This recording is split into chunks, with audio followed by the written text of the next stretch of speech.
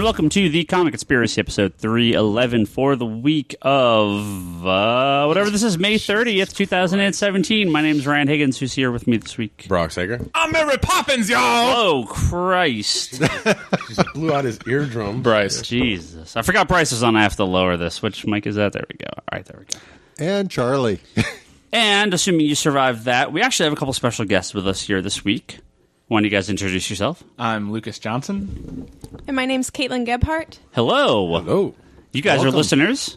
Yes. You're on a great road trip across, well, not across the entire country. Where are you guys from? We are from... You don't have to give, like, addresses or anything, Okay. but, like, greater state area. So. like mid and eastern Missouri. Okay, Missouri. That's a long ways from here. Yes, very far. And you guys have driven across the country solely to be on this podcast. No, wait, no, I'm sorry. You guys drove across this country to do all sorts of cool stuff and also be on this podcast. Not a cool thing, right? So Yes, that's okay. yes. Excellent. I want to hear about this road trip. We'll get about terrible comic book stuff here soon. I want to hear your guys' adventure. Give us a few minutes here. Yeah, so I go to graduate school at Kansas State University, so we started in Manhattan, Kansas, and shot across to Colorado Springs.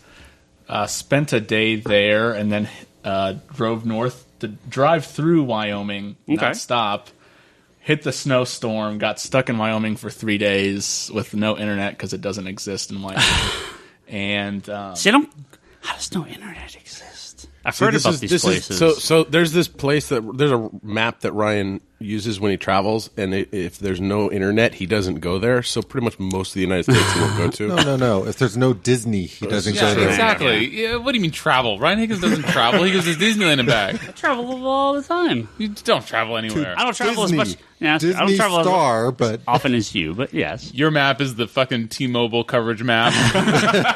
Anywhere that there's dark pink, you're going to like, oh, I can go there. Cell phone coverage, I mean, I can kind of understand there being some areas, but just internet is just run a line. Like, how does that? I don't understand. it was like we sat there and we're like, oh, we have data, and it was like 3G, like it wasn't even anything. Yeah. You know, and that didn't even work. And we found a hotel with Wi-Fi, and the Wi-Fi was out.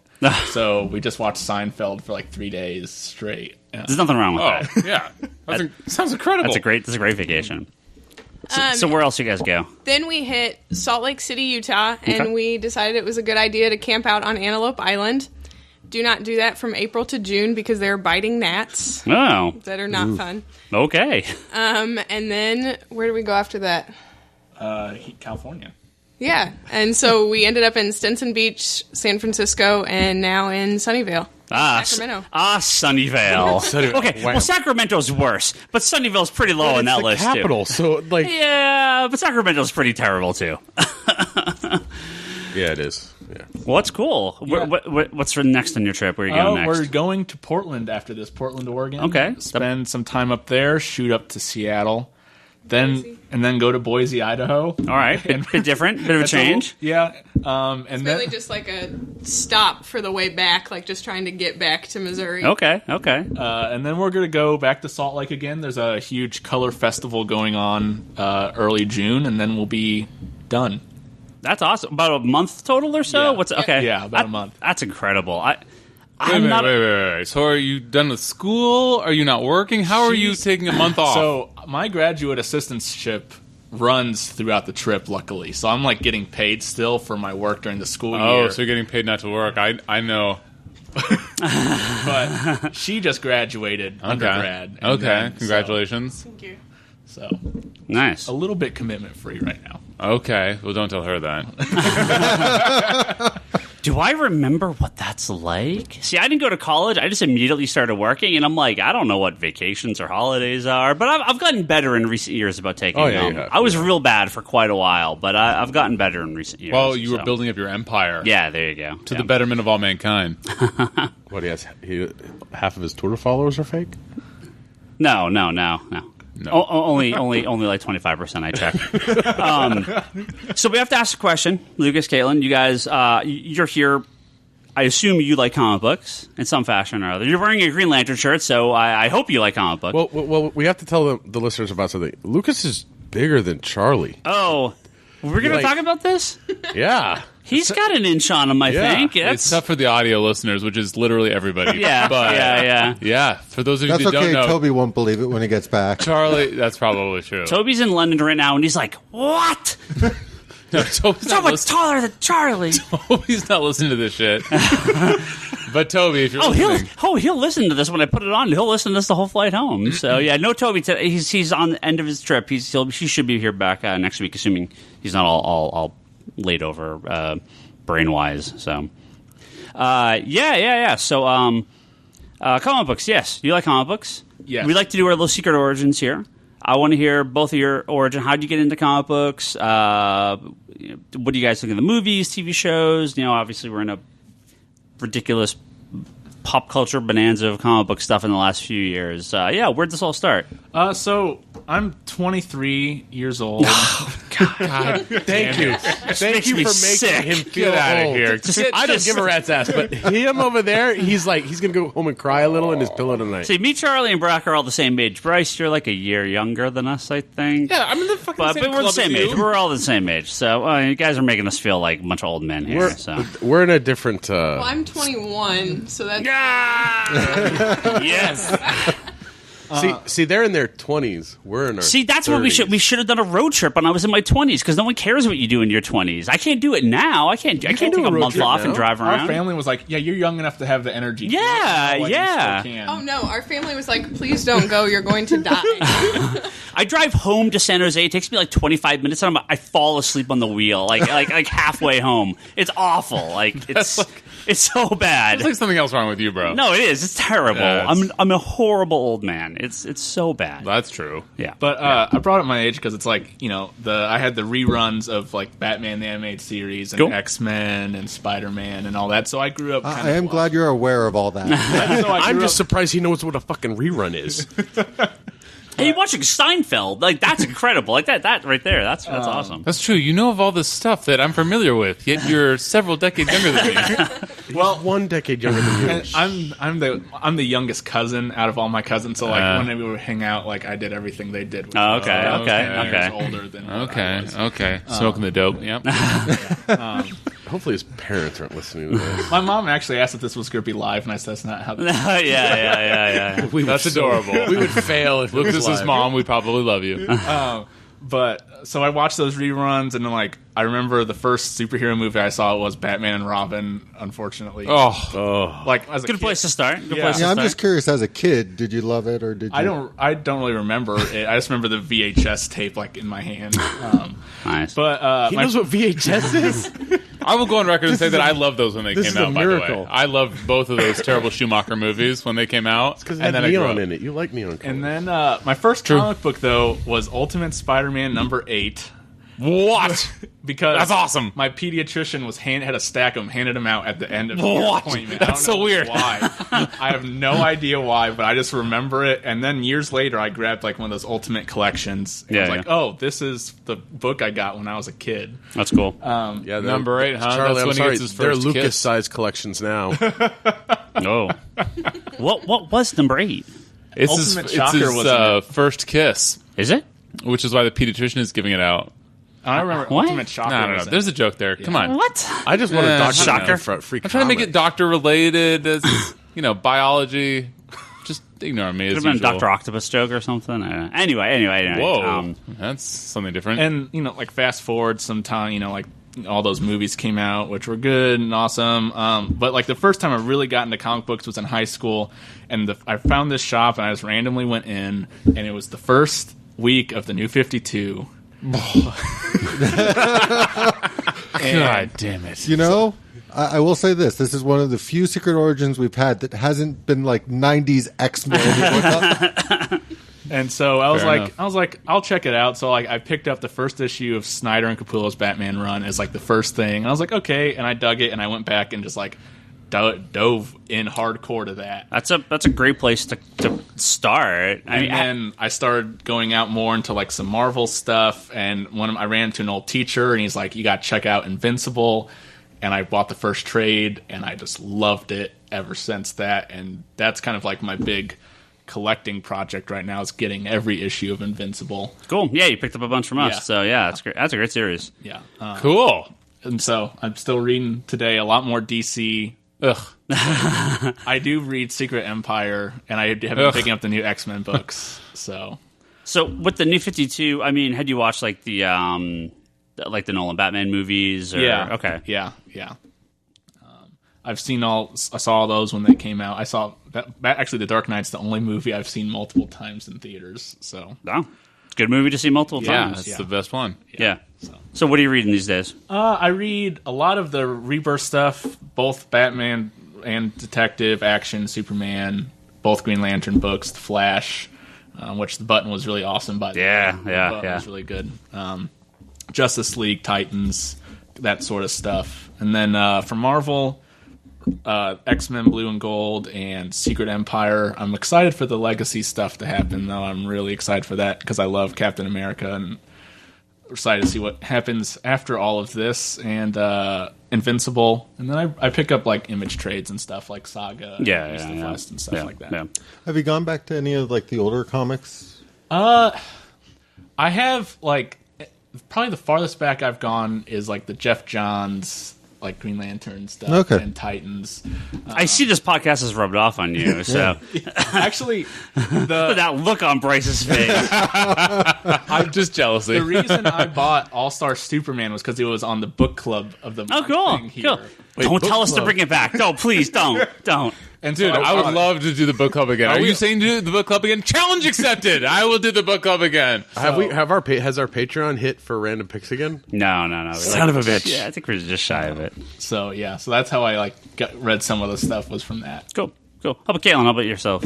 What's your secret origin for comics? My secret origin started with Lucas. I watched the movies and things when they came out when they were big. But I think anyone that's gonna be in their 20s or teens, that's probably, and I mean, for us it was like Batman the Animated Series or the cartoons. A lot of people I find actually get into comics because of other stuff, whether it's the toys or cards or other things, and they kind of come into it. So getting into it because of the movies, that is 100% the point of these. That's not the point of the movies to the companies, but that's the point of the movies for us, for the comic store owners at this point, because it is the place that everyone sees these characters now for the first time. So getting for them by the movies is working as intended. So I love to hear that people are taking that jump from the movies to the comics. But sorry, continue. Nope. So he just buys me stuff that he thinks I'll like in like the big book form, because I'm not really into the cliffhangers at end of single issues. I don't like them very well. I just like to be able to read them through. Yeah. So he's bought me some X-Men books and The Walking Dead, and I've been reading Invincible, and that became my favorite one. Cool. But mainly, I really love art, and I love to draw, so I love looking at the art through them. So a lot of the times I look for artists over writers or like specific characters, just because I like what Toby's they do. not. I was going to say, yeah, Toby's really missing out. So that's just kind of my origin has been through him. Yep. And he's done stuff like buy me signed covers of comic book covers. I've actually got a signed cover of Invincible 105 in my room, signed by Ryan Otley. Cool. And then he's gotten me an Adam Eve statue that I've got in my room. Nice. So it's just kind of through him. It begins. Yeah. But I really enjoy it. It's a lot of fun, because I did watch some stuff growing up. One of my favorite things was Teen Titans when it was good. Yeah. Not the Teen Titans they have now, like Teen Titans or whatever it's Teen called. Titans Go is fun. Okay. We got to step in just 1 second. Have you watched it? Yes, I don't. It's not as good as love it. it's Dance not for as your good as the bees. old one. It's different. You're just talking about Teen Titans Go? I love Teen Titans Go. This is the fucking most derivative bullshit garbage teeny bopper or less than I like the original annoying ADD infusing. It's really I've run funny. out. Okay. Real The funny? humor in it is really good. So if they could just take like that, but I can't get over how dumb the characters are. Yeah. I just They're can't. so dumb. So they just had an episode from Memorial Day that will go down as one of my favorite ending punchlines of all time for that show. Oh, this just in. Charlie likes something. I am so far behind on it, but Nobody saw that coming. I do like it. What, your punchline, or that he's behind on something? That or either of those, Okay, or just that sure. Higgins is behind on something. Have you guys gone in? Did they have any cons out there that you guys have been to? Or Well, I haven't been to it, but out in Manhattan, Kansas, which is where I go to school now, There is something pretty new called the Little Apple Comicon or Comic Expo. It's pretty young. They call Manhattan, Kansas the Little Apple? Yes, they do. That is fucking incredible. Oh, yeah. And it's like Little Apple everything. It's like, come visit the Little Apple. And They got a little Statue of Liberty. They got a little they milk it for everything. Empire State Building. That's great. That is Yeah. delicious. You could probably walk around a model and feel like you're a big Godzilla creature. I don't Okay. know. I'm just making stuff up. All right. We know. Just making stuff. Okay. Sounds accurate. And that's I haven't actually been to any cons or anything. I plan on going to that one this fall when they do one in the fall and the spring. Cool. So I'm going to go to that. I mean, I don't know what the con's like, but I know most cons these days have a pretty, good sized artist alley. So especially on the art end, it's a great way to get exposed to new material that you may not be aware of. A lot of it's local artists, but they'll have usually a couple bigger people and then a lot of collectibles. They had I think Kevin Nolan, the guy's been doing the variants for Green Lantern. Yeah. He's great. Yeah. Is that artist Leanne Hill flying up to the Little Apple? No, I don't think she is, unfortunately. No time soon. But she ships anywhere in the U.S. Just get that in there. Yeah. All right, we got some stuff to talk about. So you guys hang back and jump in whenever you want. If you got any comments, feel free to jump in. We got some questions at the end. We'll let you guys answer some of those too. So No pressure. where do we want to start? Let's actually Wherever you're going to have a start, come on. Let's start with something else. Some big comic book news, but not about any comic book. Some big comic book store news, and I should probably get this out early. For those who follow me on Twitter or Facebook, you've probably already heard about this, but He hates Donald Trump. Spoiler alert. what? That you hate Donald Trump? Oh well, not. I mean, there's that, but not that specifically. Oh, that's not where you're going? No. So, is there bigger news? there is bigger news. Oh. This is not something that should really affect the podcast very much. I mean, unless I guess you want to come to a recording of the podcast because you're going to be going to a different address. After 24 years, Comics Conspiracy, where we record this podcast and the store I own and half the people here work at, we're moving in a couple months. We're moving from where we are now in this falling apart, decrepit, formerly pretty decent, but now Formerly, you're pretty nice. but now it used to be barely fine. standing. 2 decades ago. A little neighborhood complex. We're moving to a much slightly more modern, but much nicer, more easy to get to, actually visible from the street shop here in Sunnyvale. We're only going about a mile and a half, very close. But this is, for the store and us, it's a pretty big move. So we've been in the spot for, like I said, over 24 years. Just Couldn't make it to 25. No, because you get to celebrate at the new location. Exactly. Right? Yeah. So, like I said, this shouldn't affect the podcast recording. We may miss a week at the end of July because we're going to open up very early August. But So if you're coming out to record any trips around then, just push it back a week. yeah, I was going to say, if you're going to swing by, we'd love to have people come by the new shop when we open. And as we get closer, especially the week prior, I'll probably make some more bigger announcements. Plus, we'll have Facebook and Twitter. I mean, I'll be talking about this, and I'll have pictures of kind of getting the shop set up and, kind of do a little travelogue of everything. So, but yeah, super terrifying, but super exciting. Doesn't affect. I got a truck. Yeah, I know. I've already moved to a comic book store. I'm gonna use it a little bit. Not comic news that will affect too many people, except for my direct customers and us. But Well, the mail order guys will see a different address. they'll see a different address, but hopefully nothing will be interrupted. So if you get your mail order from us or digital, none of that's going to change. But yeah. So I'm very excited to show people the new store once you get everything laid out. But We're gonna have a sign. yeah. Well, we're gonna have a lot of new stuff. Yeah, I will talk more about this as we go on, though. So just letting people know that we're moving, which is it's.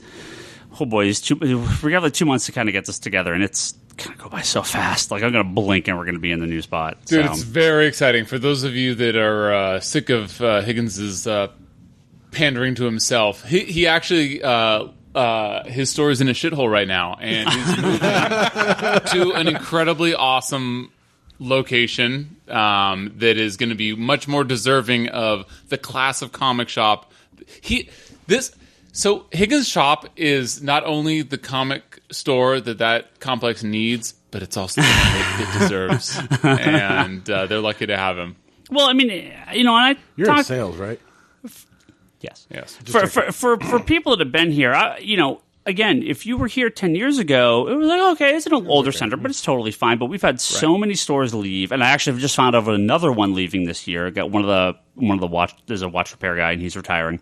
So half the complex is empty at this point, and it got to the point where we're literally having to do all our own maintenance and like repair roofing and do yard work, which is not supposed to be on the tenants. Or replace doors. I mean, a lot of this stuff is, some of it is, like the door thing is, but a lot of the stuff is not supposed to be on the tenant. This is structure problems that need to be done by the landlords. And everyone's off lease, everything's closing. They're either going to sell the complex or tear it down. So we'd heard threats prior. It's looking pretty real this time. So I figured I want to get out on my own time. But we've been looking for a couple of years on and off, but I started really pushing forward at the beginning of this year, and lucky to find something got a pretty good price. So I'm gonna take advantage of that and go forward. So if you're around the last week of July and you want to help us move, we'll take all the help we can get. We got a lot of shit to move. What the fuck? I'm just reading your tweet about Wonder Woman Rotten Tomatoes score. You copied me. I just got to that. We'll get to that. What the fuck? We'll talk about that in a little bit. How dare you tweet this at me and I don't see it until mid-podcast? We'll get to that in a little bit. How dare you? We're only like a quarter of the way in. Well, we'd asked these guys about comic conventions. Challenge accepted. Luckily, none of you got... Well, I guess it wouldn't matter because they caught this guy. But Phoenix Comicon this past weekend had a really big scare. And you hate to see this stuff, but it's very glad that nothing came of it. A man was arrested in the convention center with many weapons. He went through checkpoints somehow and got in with not just... I mean, it weren't a proper weapons, like legitimate weapons. There's no way he went through any checkpoint, by the way. Well, right. I mean, he somehow... The laundry list of shit that he had on him, there's no... Yeah, checkpoint. Like, he went through and, I don't know, fucking checked something. I don't know. Nobody saw this guy. Yeah, he's carrying all the shit they said he was. 2 .45 caliber handguns, a .454 handgun, a 12-gauge shotgun, fully loaded with a combat knife, pepper spray, and throwing stars. Because, just in case, you need at least you don't shoot everyone... throwing star. That was helping blend in. Yeah. Well, did you see that he's cosplaying as like a Naruto character, right? I mean, no, he told the law officials that he was the Punisher. Right. So, you know, Punisher, I'm pretty sure that he's got some throwing stars for when his ammunition runs out. Yeah. And he actually was there to kill many people, but specifically to kill Jason David Frank, who was the Green Ranger, correct? Yeah. He's one of the Power Rangers. And that's what he claimed was a specific reason for going there. What? Of all, like, is this one of those things where like the Green Ranger did something bad in the show, and now this guy, like 15 years later, is like, I'm gonna kill this guy. He ruined my childhood because he didn't save the Pink Ranger that one episode, ruined it. Man, wow. I mean, you could joke about it, but this is terrifying. Yeah. But thank God nothing happened. Thank God they caught this guy before anything happened. Good on the security, good on the cops. And, you know, I love comic conventions. I've been a little burned out. I've been toning down the last couple of years just because I've gone to so many. But I definitely going to start going Ryan, a few more. You're just getting old. You don't have the stamina for it anymore. No, I think comic conventions have shifted pretty dramatically. And I'm sorry about comic stuff all the time. So... But I do want to start going to the D23 convention, which is the big Disney and Marvel one, and now Star Wars convention. And I would like to get back to San Diego sometime soon because I understand it's, while very busy, it is shifting a little bit more back towards actual comic book stuff. The Hollywood people are kind of leaving Comicon from what I'm hearing. So not the comic Hollywood people, but like there's no more Twilight stuff at Comic-Con. I mean, there wouldn't be even if there was a movie. So, but yeah, if you go to comic conventions, don't be an idiot like this guy and be safe. You know, that security is there for a reason. So, yeah, just be on the lookout because people are crazy and comic conventions are an easy way to kill a lot of people if you really want to. Just glad somebody knew enough to identify real versus cosplay. Yeah, it was great on the air quotes friend of his that someone warned him. His a friend of his from Facebook or something, right? He had made some posts. I don't know where he's a friend from. Yeah, air quotes friends probably too, but I don't know. Good on him. Yeah, someone called in. So yeah, what a nightmare. Oof. But yeah, luckily nothing happened. So there hasn't been like I feel like you hear about some close calls, but I don't remember there being any like really, didn't a car crash into people at San Diego? Yeah, San Diego had a back? car like plow into some people. I mean, That there's was a while ago, though. there's always There's like accidents and like weird stuff that happens between sort of car accidents or like weird stabbings in Hall H one year. Oh, and yeah, that's right. that kind That's of right. thing. But it's always very isolated. I'm not trying to kill a bunch of people stuff. It's I'm not going after a specific Power Ranger, you know what I mean? Yeah, that's terrifying. Yeah. What else we got? Less big, although I mean big news, but not something that's going to take up a big chunk of the conversation. As they alluded to earlier, I'm a big Disneyland fan, and although the Disney World parks, who isn't a Disneyland fan? Everyone loves Disneyland. I've never been. You never been? You should go. Yeah, It's I've good been stuff. since I was like 10, which is Have the you target not? age. Yeah. Oh, dude. Seriously, you got kids, go. No, leave your kids No. at home. Yeah, that's We're going to Disneyland. I'm taking you to Disneyland First of all, sometime. no. Yes. Second of all, I'm Hell going to wait till yes. my younger kid is older than 2. He just said he would take you to Here's the Disneyland. secret. Do I get to drink? Of course. Here's the secret. What? Trader Sam's, man. Here's the secret. Don't know what that is. Don't take kids to Disneyland. Yeah. Go by yourself.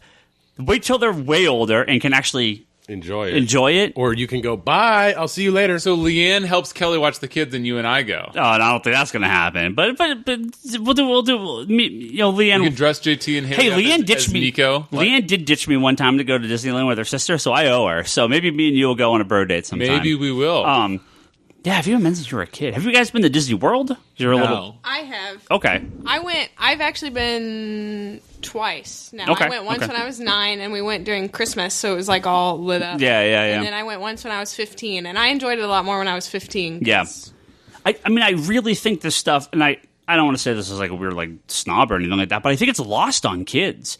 Because I went to Disney World when I was a kid, and I remember it, but I don't have like a big recollection of it. And when I went back as an adult, I was just blown away by the how these things are put together, and from a historical point of view, and from a construction point of view, and as someone that works in the retail industry, from like a customer service point of view, it's not just like, hey, there's Mickey Mouse. Like there's so much going on at these parks that are just so incredible to just stop and look at, not even look going on the rides. And it really, if you go as an adult and you learn about the parks, you can take your kids there and have a much better experience, because you can actually, how to get around, how to make reservations and make sure you're set up. Because if you just go blind, Disneyland, Disney World especially, was a nightmare if you don't know how to plan around it. But anyway, long way to get to this. The first major Marvel ride opened at an American Disney park, because they don't have the license in Florida to use Marvel characters in the park. It's still technically owned by Universal. So Disneyland has been kind of picking up the slack, and they converted over Tower of Terror, which was a ride based on Twilight Zone.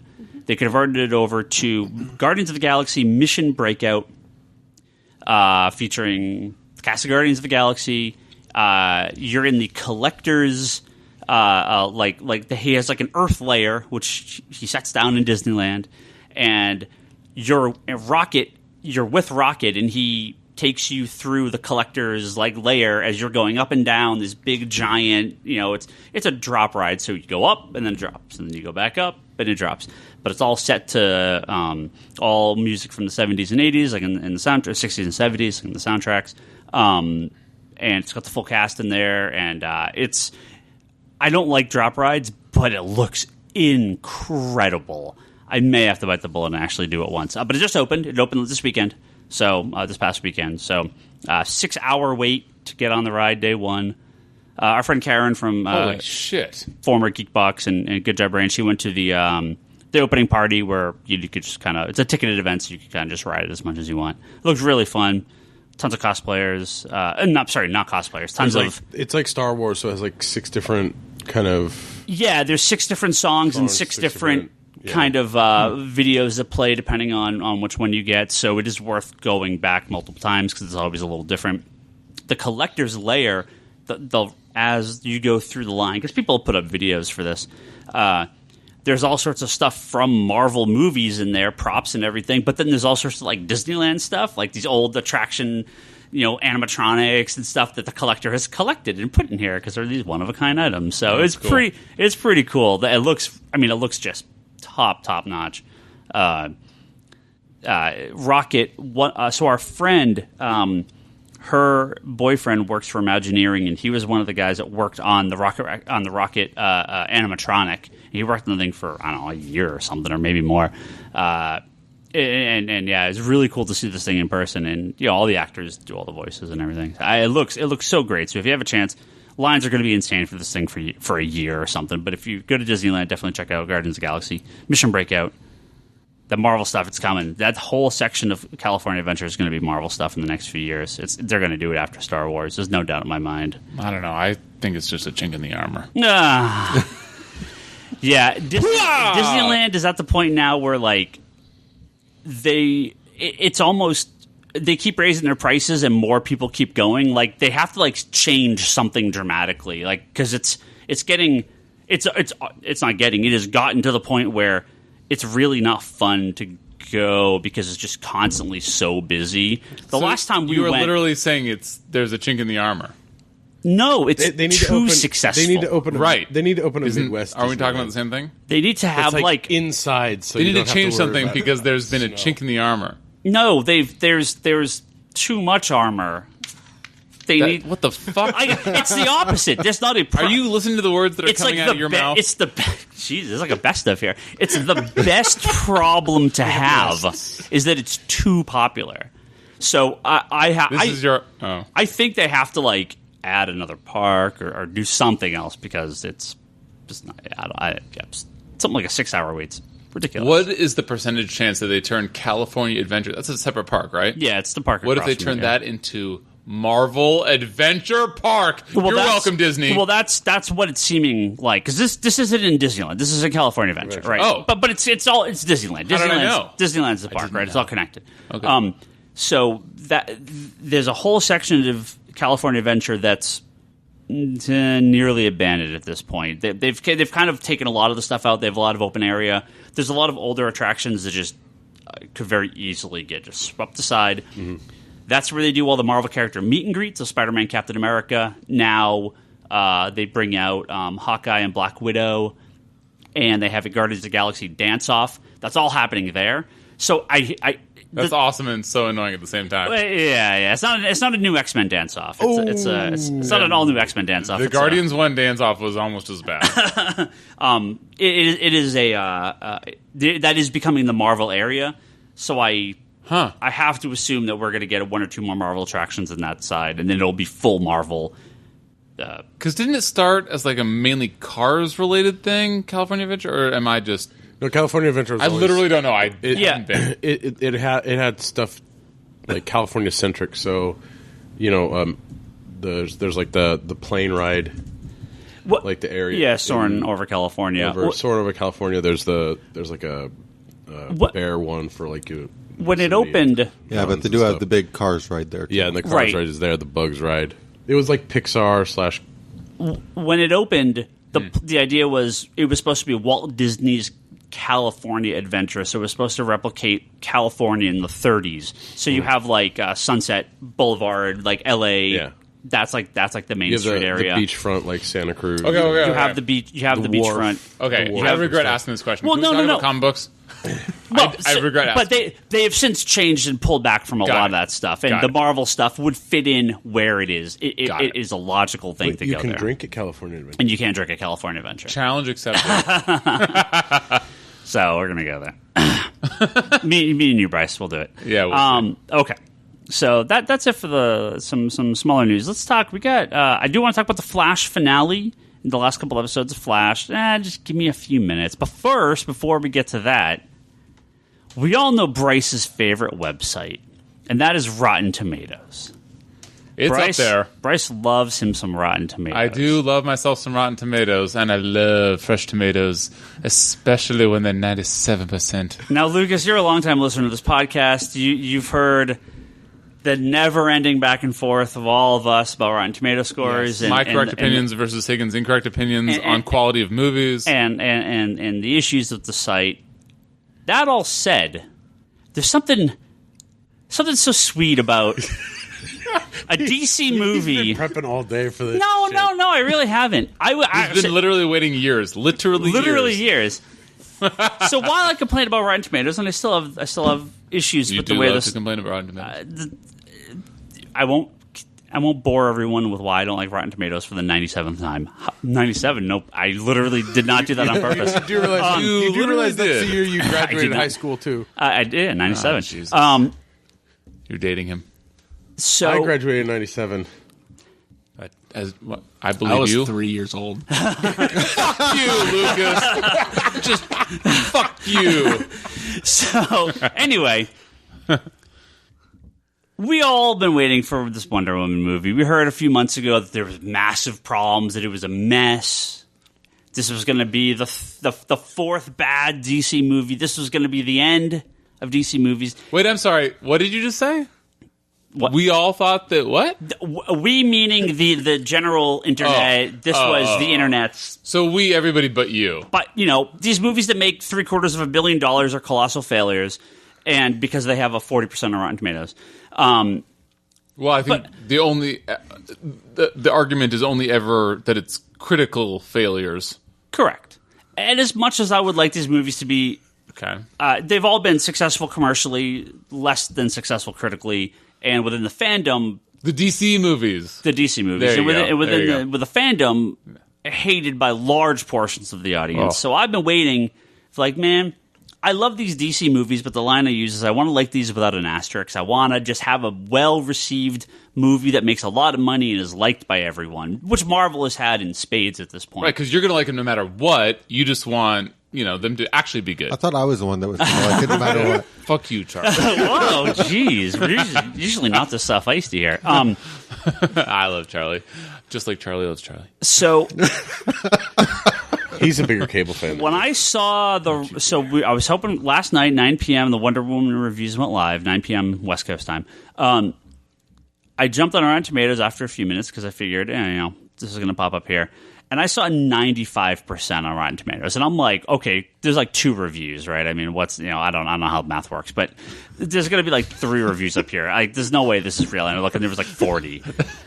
The sad part is you own a business and you say, I don't know how math works. So I thought, okay, 95%, that's amazing, but clearly this is going to be 82 by the weekend. We're going to watch it right? drop like Suicide Squad. I woke up this morning, 97%. It's not supposed to go up. It's supposed to start at the highest and then drop as the real reviews start rolling in. You're not used to that going up. Holy crap.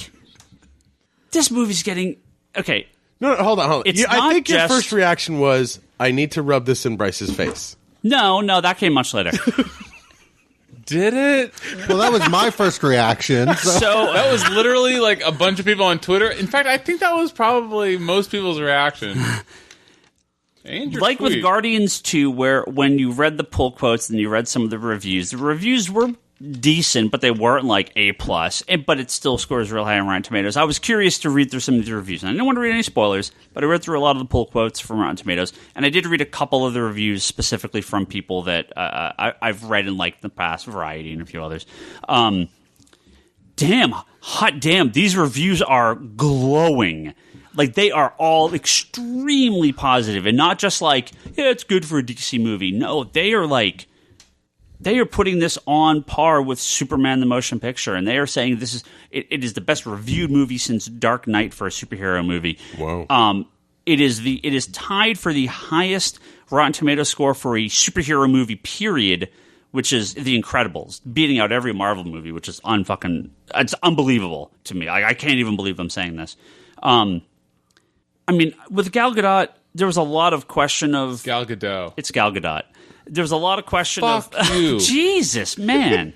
Just kidding. Frick you. I've been corrected. It's Gal Gadot. I've said Gal Gadot a lot. I've been told by people in the know it's pronounced Gadot. I believe you. I will, for now and evermore, change the way that I say it. Yeah, I had to. It's really difficult because I still say Gadot half the time. Well, that's how it seems like it should be pronounced, right? Yeah. Yes. It's Pidgeotto, and then what? Pidgeot, not Pidgeot. The evolution of the Pidgey Pokemon. Yes. Have we talked about Pokemon since my son has gotten into it? Oh, has he? man. Nice. It's definitely Pidgeot. It's What? It is. Yes. How dare you, newcomer, blasphemer? Is it really? Damn it. Yeah. My 4-year-old is schooling me. God damn it. Okay, we'll take this outside later. I was hopeful for Wonder Woman. I'm now really curious how this movie is going to be. I'm now. Okay. Wow. I'm stoked.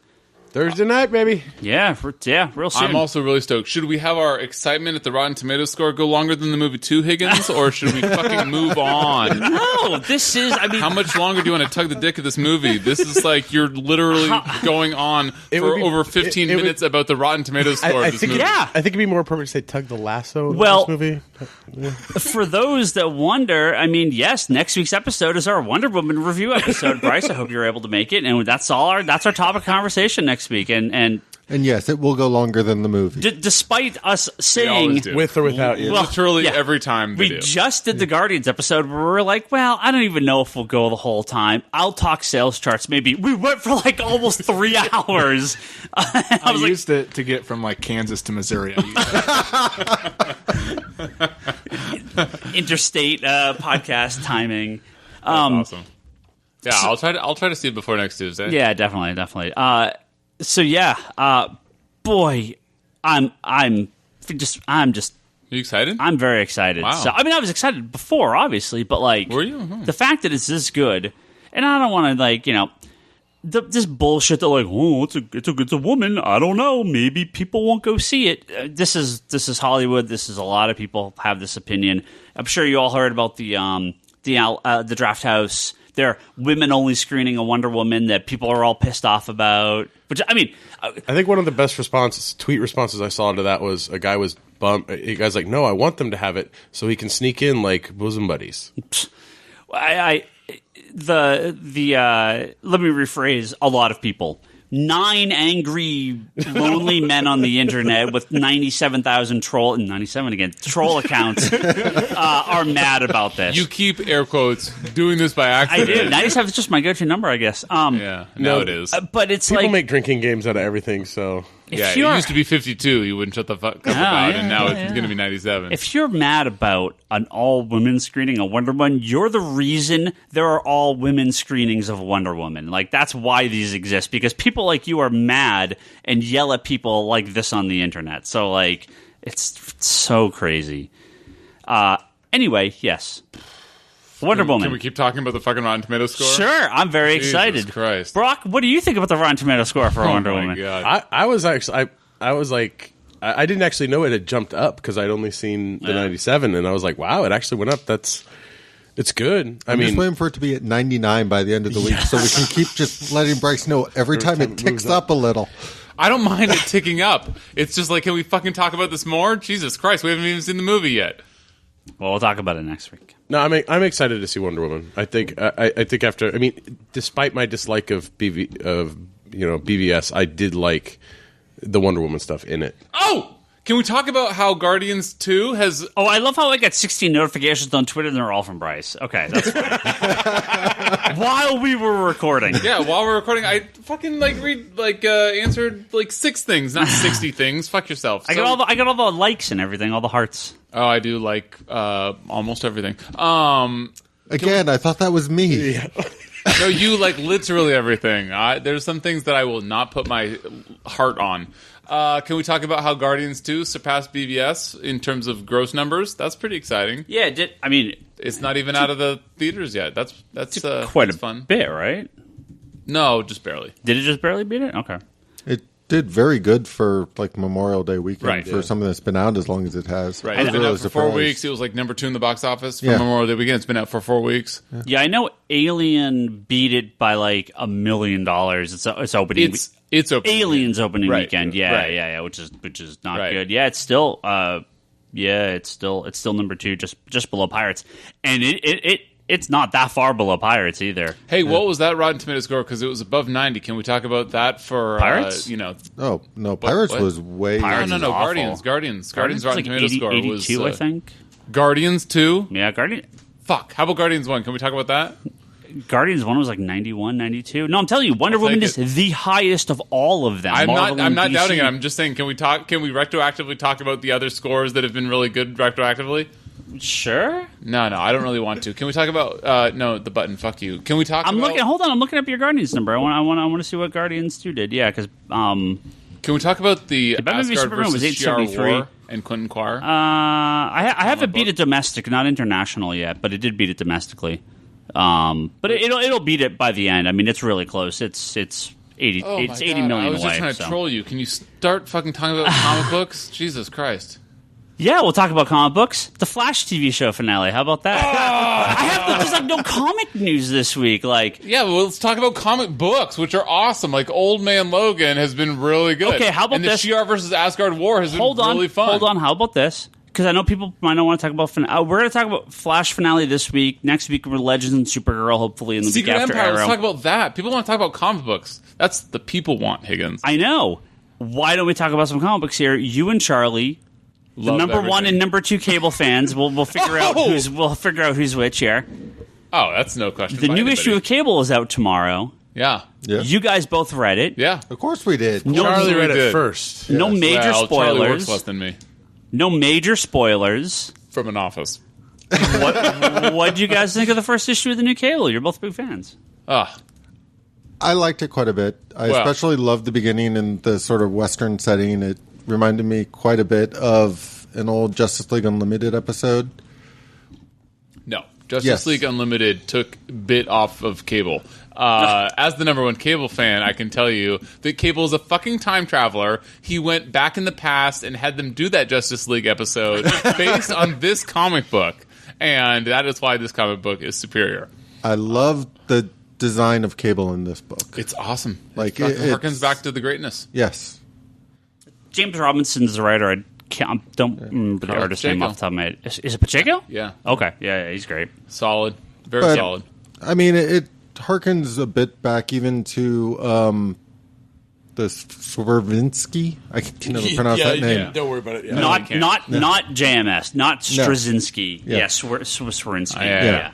There's too many consonants. Just sort of the way that he was traveling, in that case, through the future, battling other time travel. In this case, it's towards the past, apparently battling another time traveler and trying to not necessarily get one step ahead of him, but catch up to him. The only complaint I have on this book was the effect on the swords. Number two fan. The what? The effect on the swords and stuff. I didn't like that sort of like pixelated look that they did. What do you mean? Like, why did you not like that? Because it wasn't a flame effect. It was. But that was. It was almost like they kind of went, okay, what kind of effect can we apply to this from Photoshop that people might not have seen? Right, but to illustrate it to the readers that it was a time impacting effect. That looks dumb. It just looks dumb. A bunch of cubes is a time effect. Well, look, if you fucking set the swords on fire, it's not going to represent, like, it's not going to illustrate to the reader, like, look, you like everything, so fuck you. It's not going to illustrate to everybody if the sword is on fire. Apparently, I anger Bryce when I don't like something. I feel like if people are reading this digitally, they might not think their comic is loaded completely. I hate to agree with you, but that's a very good point. But that's pretty much my only complaint of the issue. No, I love that. One I love effect. that. It's to. In fact, Brock even might be on to more than he is even aware of. In that this is a displacement from time issue with these swords and arrows and what did they have? It was guns, or was it the bullets that were whatever? And arrows. Right, but I didn't know if it was the guns or the bullets when they were in the Wild West. To illustrate, that they are displaced from time. They are from a different era and have, fucking special properties. Well, the Wild West had a different effect. Is this run picking up from something, or is it pretty much just, hey, Cable? Thank God. Hey, Cable. It's blank slate. No hope or anything. None of that. Just from flipping through it, it feels like I kind of had the same effect, but it doesn't bother me as much. possibly because the blocks are much smaller. Well, now you're just being a blockist. Yes, I am. That's your fault. Well, I think the opening of the issue, just from you flipping through, is like it's almost like a joke. Cable walks into a bar. No, I totally. It's It's the start of a joke. And is awesome. cricket chirping noise here. Joke ended. Yes. No, He is but awesome. it does a very good job of, if you like older Cable series, it feels like you're picking up from that, not necessarily what they did last with the character. Oh, the worst ever. But Size barrier. I am I am that very, hand. very, very relieved with how much I like this issue. Dude, it's so good. And so he walks into a bar and he's like, howdy, partners. But he doesn't say that. And anyway, so all these guys pull out these huge guns, and he looks at their guns and he says, that's not a knife. Nobody I was knows thinking what- about this last week in Crocodile Dundee for some reason. Yeah, I'm too busy going, are you trying to make people not buy this issue? No, so they pull out these guns on him, and he says, like, nice guns, I've seen bigger or whatever, which is such a great line because he's known for his ridiculous sized guns. Because the guns that they pull out on him are huge guns, and he says, nice guns, I've seen bigger. And he's probably talking about me and Charlie's biceps, but, you know, to each their own. So, anyway, if you're looking for some classic Cable, this is a great point to pick it up because it, as we just mentioned, it does not pick up from any. You don't need any sci-spurier bullshit runs. You don't need to know anything about Cable other than just a general semblance of the character in your mind. And it follows, you know, the first chapter of an arc that starts out well. We'll see where it goes, but it's a great first chapter in the hunt for whoever the fuck he's looking for. So I don't think that it's. I wish we knew that guy's Swerdinski's. We'll call him Swerdinski. He was when he was protecting Hope. Yeah. That run was more. I don't even know the right word. was Directed really in good. terms of it was. Well, it had so a clear good. direction. Yes, it was almost like a. I don't even know, like an offshoot from the other stories and like its own spin-off show Well, that then would later segue back into the main show. Whereas this is its own show. Well, the thing is, it if came that out of makes the sense. Messiah stuff, Right. So, and what was great about it is the amount of time Cable was gone Right. in the Messiah trilogy. This is what happened. It was in this series, and they did just a really, really good job with keeping it, really filling it out in that stuff. And they had different artists on it, and it jumped around and stuff. The Deadpool issue was great in that one. No, wait, When, what? the future That, Deadpool. that run was You're talking almost about the all Messiah. Ariel Olivetti. Yeah. What are you talking about? He's talking about the big crossover where they had the Oh, you're not talking X-Force about, you're not talking about crossover. the Cable? Yeah, Well, they the crossed Cable over. crossed over into, it was Messiah War? Was it Right. Yeah, it was one of them. So it crossed over like one issue, but 99% of that run was Ariel Olivetti. Yeah. Yeah. Anyway, so very different, but also Cable solo in time, fighting bad guys, Needs an omnibus. being a badass. He doesn't have a crazy fucking metal hand written by this crazy Scottish writer who's terrible. What I've liked about all the X-Men books recently, which I think we talked about when the Blue and Gold #1s came out. Again, these aren't going to set the world on fire and be the best comic you've ever read, but they just feel like normal classic X-Men books without the baggage that's just built up with these characters and the interpersonal just problems that happen constantly in infighting. It's just like just good and bad, being normal, and it's a good break. I don't want these books to be, you can have all that more deeper stuff that you want, but we need a break from the major events. We need a break from the crushing defeat that they suffer at their own hands constantly. Like Every issue. And as I've said a number of times in the past, and I'll keep saying, Cable's at his best when he feels like he's a man on a mission, and that's exactly what this feels like. Totally agree. That was probably my idea first. Is actually not a bad segue into the last couple episodes of The Flash, the finale. Just give me a minute. So if you really don't want to be spoiled for the last couple episodes, we're going to skip ahead 5 minutes or so. But we're going to try to cover a few of the show finales. Or if you really want to harass Bryce, just tweet him all week long what you thought of the Flash finale. Those will be the ones that I don't like on Twitter. Yeah, because we're a few weeks back from a lot of the shows ending, but I did want to cover these briefly. I thought the third season of Flash had suffered a little bit of the problem I think Arrow did, and they have such good ideas, but they kind of get too caught up a little bit like the X-Men, a little in their own sort of interpersonal drama. And what was so great about The Flash when it started was that it was this really fun, happy show that I felt this season especially just got so weighed down with just incredibly depressing, just constant fighting and bickering among the people that are supposed to be friends. And yes, you need conflict in a show, I understand this, but like they didn't have it the first season, not to the degree they do now. It's like they just seem like it's constant infighting.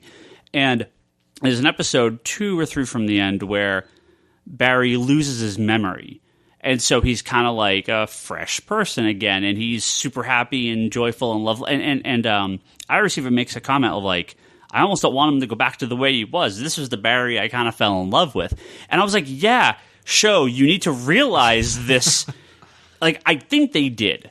But because at the very end, the show suddenly kind of flips back around. But I was like, yeah, I hope hope the writers are making this episode on purpose and are going to try to lighten it up a bit, because the show had gotten really heavy this season, and it just wasn't why I love the show. The whole Savitar thing. Savitar is actually Barry from a future after. He's a time remnant of Barry. He's a time remnant of future Barry after everything went bad. He was using these remnants. Who was fighting Savitar. Yeah, who was fighting himself. So, like, it's this whole time paradox. It's just like Cable. You'll love it. He's not a badass. Cable's not a badass? No, not really. I mean, See, I am number one Cable fan. Damn you both for twisting my words. But at the very end of the finale, when they're kind of doing their final big fight with Savitar, you do sort of get that moment of hope, and that's when Gebhardt comes back. They do pull him out of the Speed Force he'd been trapped in most of the season, and they're suddenly working as a team, and they're working together, and if they're not, it's like, oh, this, like, the show remembered it needs to get back to this.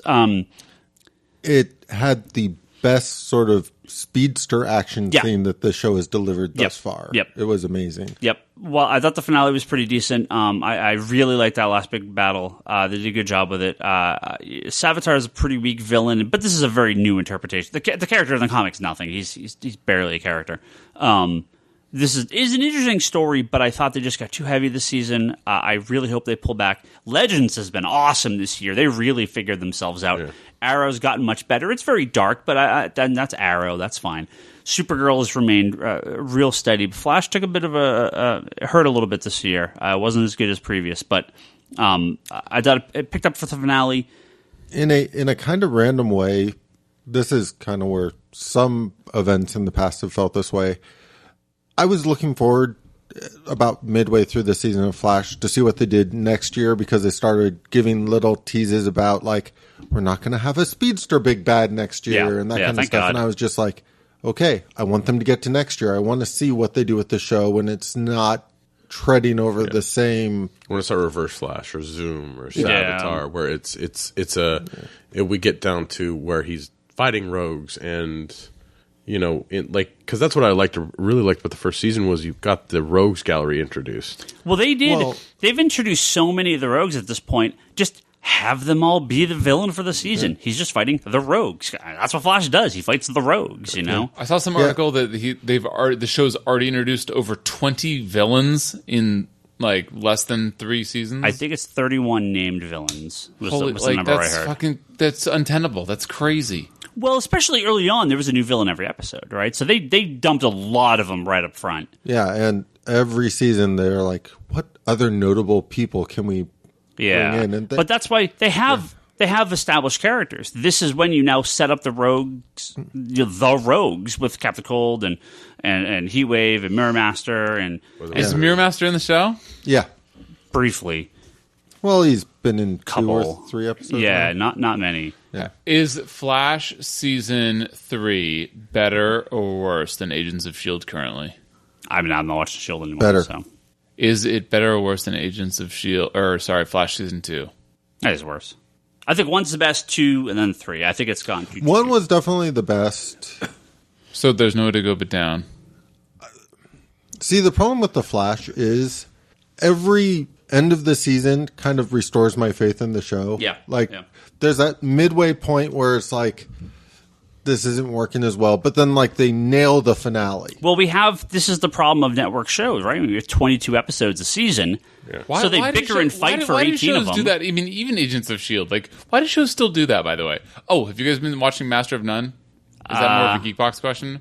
I've seen a few episodes with Leanne. I don't watch it all the time, but I've seen a few. Nipples and Toes 23. Yeah. What's up?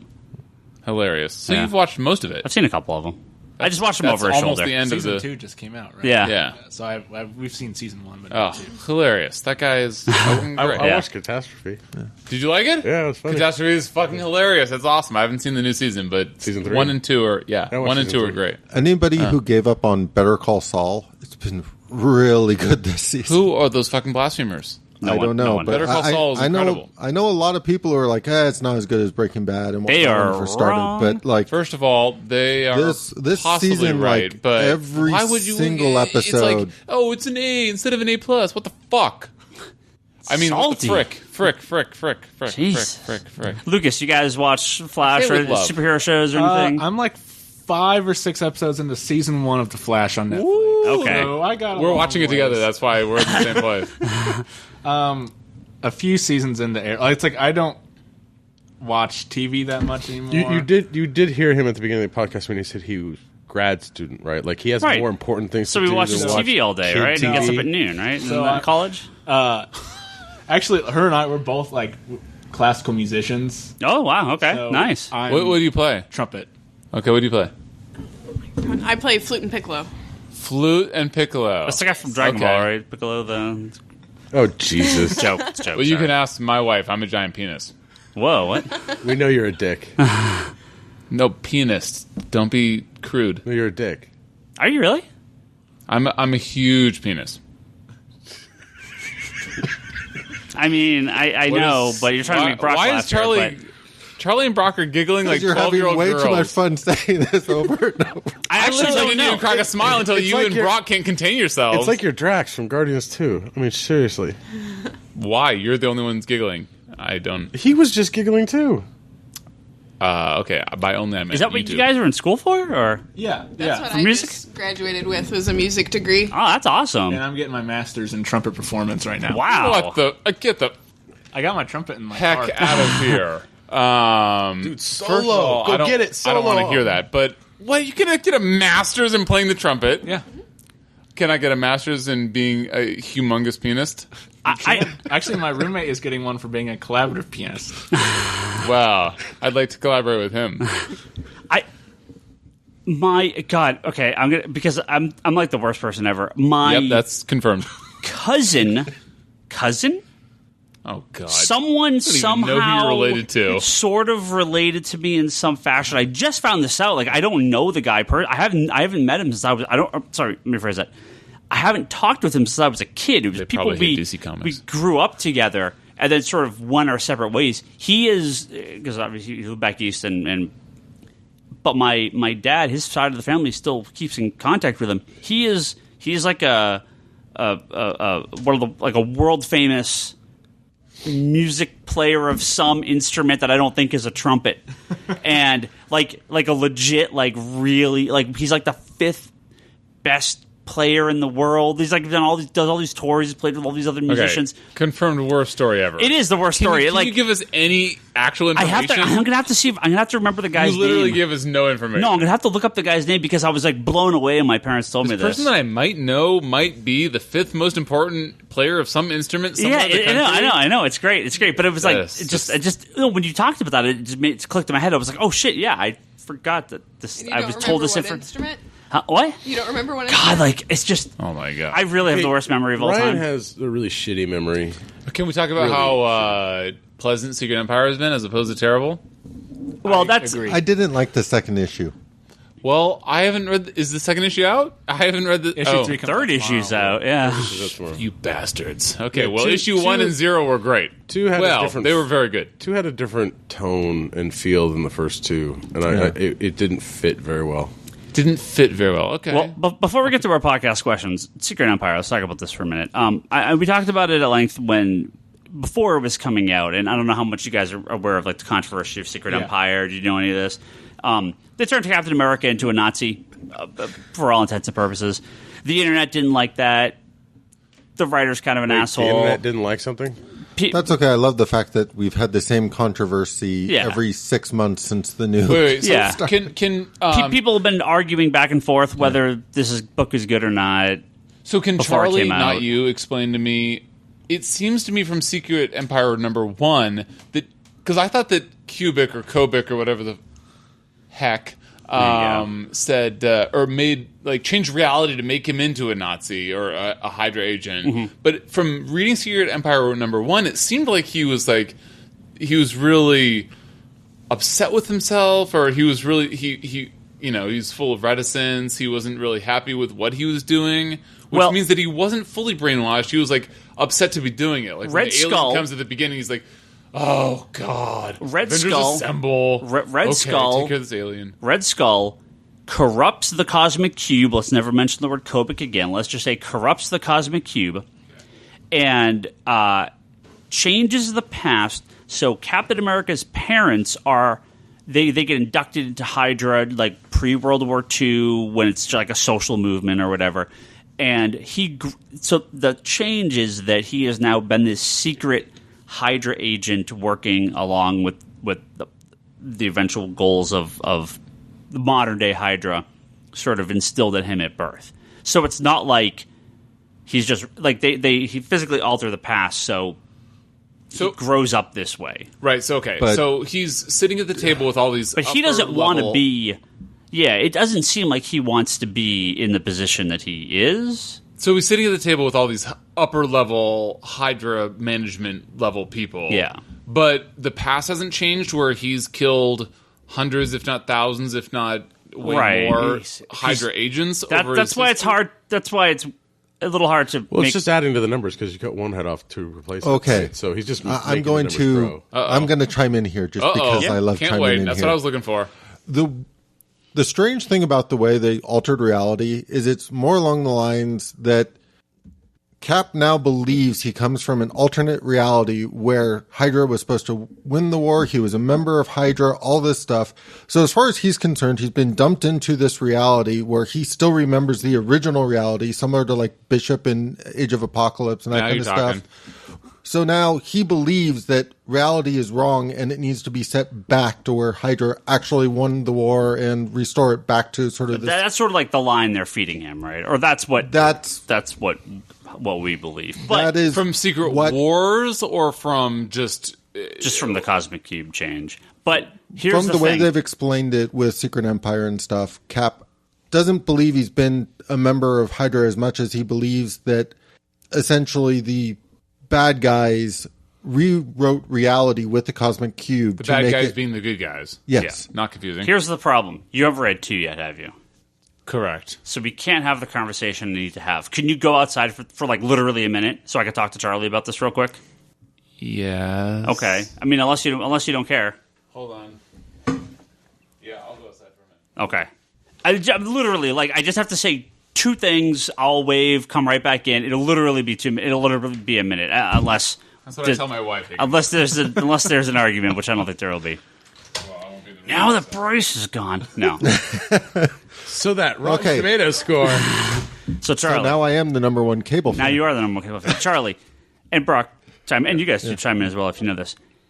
So again, major spoilers for the last page of Secret Empire #2. If you don't want to be spoiled, skip ahead a few minutes. That is the Rick Remender Captain America. Yeah. From at the last That's what page. I thought. That's what I thought. Brock. Yeah. Captain America. There was another evil Captain America that was in that Dimension X thing, right? Back in that run. I think that's this Cap. I think what happened. There was another I Cap. didn't read the whole thing. That was in that. That was in there. I just know he looked that scruffy. So that's the actual. As far as I've been able to piece together, the real Captain America has never left the Dimension X or Dimension Z. Is it Dimension Z? Z, yeah. The Cap that came out, I believe, was this other evil Hydra Cap that was in that dimension. That's what he said, where he thinks reality's been rewritten. That's why, because in there, they won, or they're in charge. So are you saying the Cosmic Cube didn't change reality then? I think it just it swapped the Captain Americas or something like that. I mean, we don't know, right? Because when this it'd be pretty, it's the easiest thing to do instead of rewriting all that stuff. It just takes so much work. Well, because I just the way I kind of pictured it is, assuming the Dimension Z was outside of time, there would have been no reason for Cap to end up there in this. Well, remember reality. Remember when he comes back? Isn't that when he loses the super soldier serum? Yeah, it's a little bit after that. A little bit after the nail or whatever. Right. So it could be the one that came back was always the bad one. So it's both, because Nick Spencer was like, it's the real Cap, and it's not time travel, and it's nothing weird, but it's going to go back. Like how do you work all this together? I'm going to assume what happened was the real Captain America never actually left Dimension Z. The one that came out was the bad one. He's had all these adventures now with this idea that he's in the wrong dimension or whatever, mixed with the cosmic. This is why you shouldn't read comic books. Comic books are terrible. They make no sense. I have no idea what I'm saying. But that's okay. So that's what I believe. So Bryce can come back in so we don't spoil him. So anyway, 97% on Rotten Tomatoes. Great score. I love it. And better than every Marvel one, especially better than the Cable movie. That got like an 18 on Rotten Tomatoes. I came from the future where I saw the Cable movie. It was awful. Anyway, fucking Fox. Of course, it's 18%. Man. Anyway, so read number 2. Hey, did you hear? Text me after you read Secret Empire number 2 because I want to get your opinion. Okay. Did you hear that 97% on Rotten Tomatoes? I heard it was amazing. Oh well, my story's done then. When Ryan Reynolds got the script for Wolverine Origins #1, it literally said, because it was just after the writer's strike, it literally said Wade Wilson comes into an elevator and just starts saying a lot of things, and that was the script that he had to work with. Say this all again. What happened? Which part didn't you understand? The entire thing. Like I think my brain was. I was trying to get you to make a fun of Toby saying Ryan Reynolds. Let's start this all over again. Ryan Reynolds goes into an elevator. That's racist. I think he just wanted to hear Reynolds. Okay, so Ryan Reynolds. So he was given the script for Wolverine Origins, the first Wolverine. Oh, okay. So he's given the script. The script was the first time he played Deadpool. Right. Directly after, if not during, the writer's strike. Right. In 2000 and odd, whatever. Yeah. And the script literally said, this is like a little known Hollywood, or maybe it's well known, Hollywood story, that his script literally said Wade Wilson gets into an elevator and just starts saying a lot of things really quickly. Yeah. And that was all he had to work with, and so he just ad-libbed everything, the entire if thing. not most of the stuff, was just ad-libbed. That's great. It's kind of cool. Yeah, and it's because of the writer's strike, not because Deadpool's an idiot. Is that our randomness for the episode? That is. Okay. That's very You're random. welcome. All right, let's do some Twitter questions here, and I'll aim a few of these at you guys directly. So I only answered half of them. All 6. First You're for the group. welcome. It's from Mitchell. Hey, Mitch. There it is. You guys heard? I don't know if you guys heard they're going to do a Judge Dredd television show. What channel? Based on the... That makes all the difference. Actually, God, how bad does Medusa look in that picture? Woof. Oh, yeah. Oh, boy. Notice how that wasn't on our topic list for the last few weeks. Oh, was that come out a long time ago? A couple of weeks ago, but yeah. No, Oh, boy. I was in That Hawaii. human show's going to be terrible. Anyway, You couldn't be happier, you fucking troll. I don't actually know. I don't know what station it's going to be on. I don't know if they named a station. Station? For Judge Dredd. Station? He's not wrong. Television station, television channel. I mean, whatever. Only thing I can think is he's making a Bill and Ted reference. No? It's the fucking what Is it's it? called. Are they a television station? Is that not It's the same Network. thing. channel network? What network?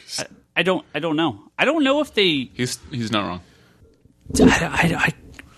I know there was going to be a show, but I don't know what network. I don't think they said a network. Okay, then why don't you I thought fucking maybe bring it up would be conversation BBC. topics that you know anything about? Well, this is a question that It they was, mentioned. it was for me to say, hey, Mitch. Anyway, Wow. he asked. Well, you said it, so can we move on? There was going to be a Judge Dredd TV show based, I believe, on the more recent Dredd movie.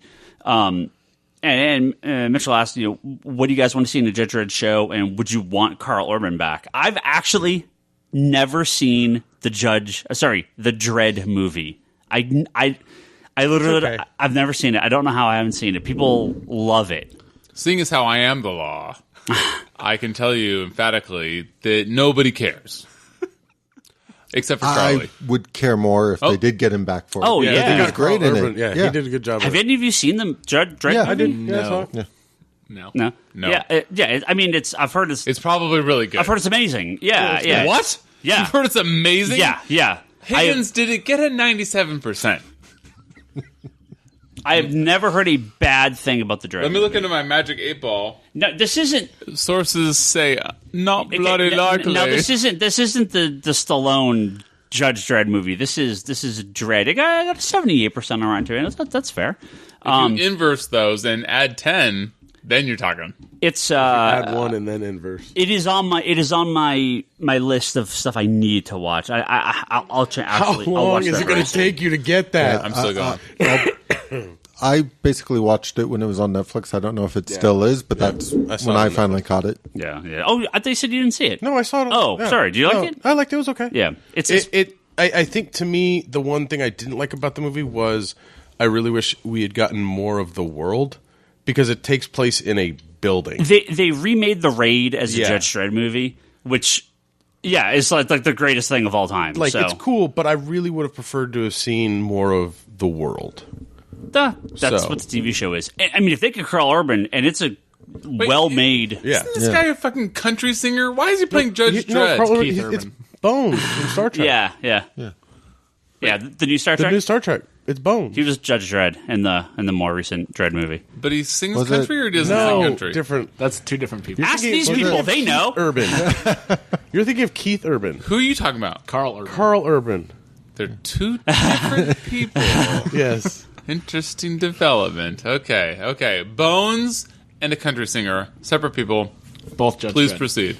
Both? What? Both what?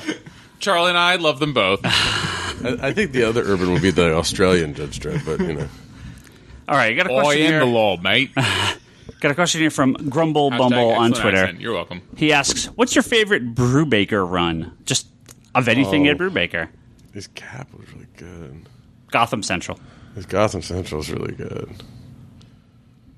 His Killer Be Killed. Charlie is really just good. staring into the distance. I need to think about this one.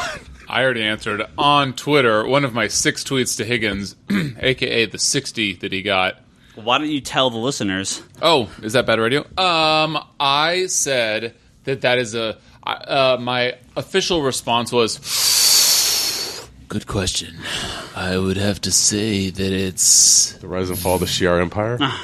Oh! I'm going to have to amend my tweet.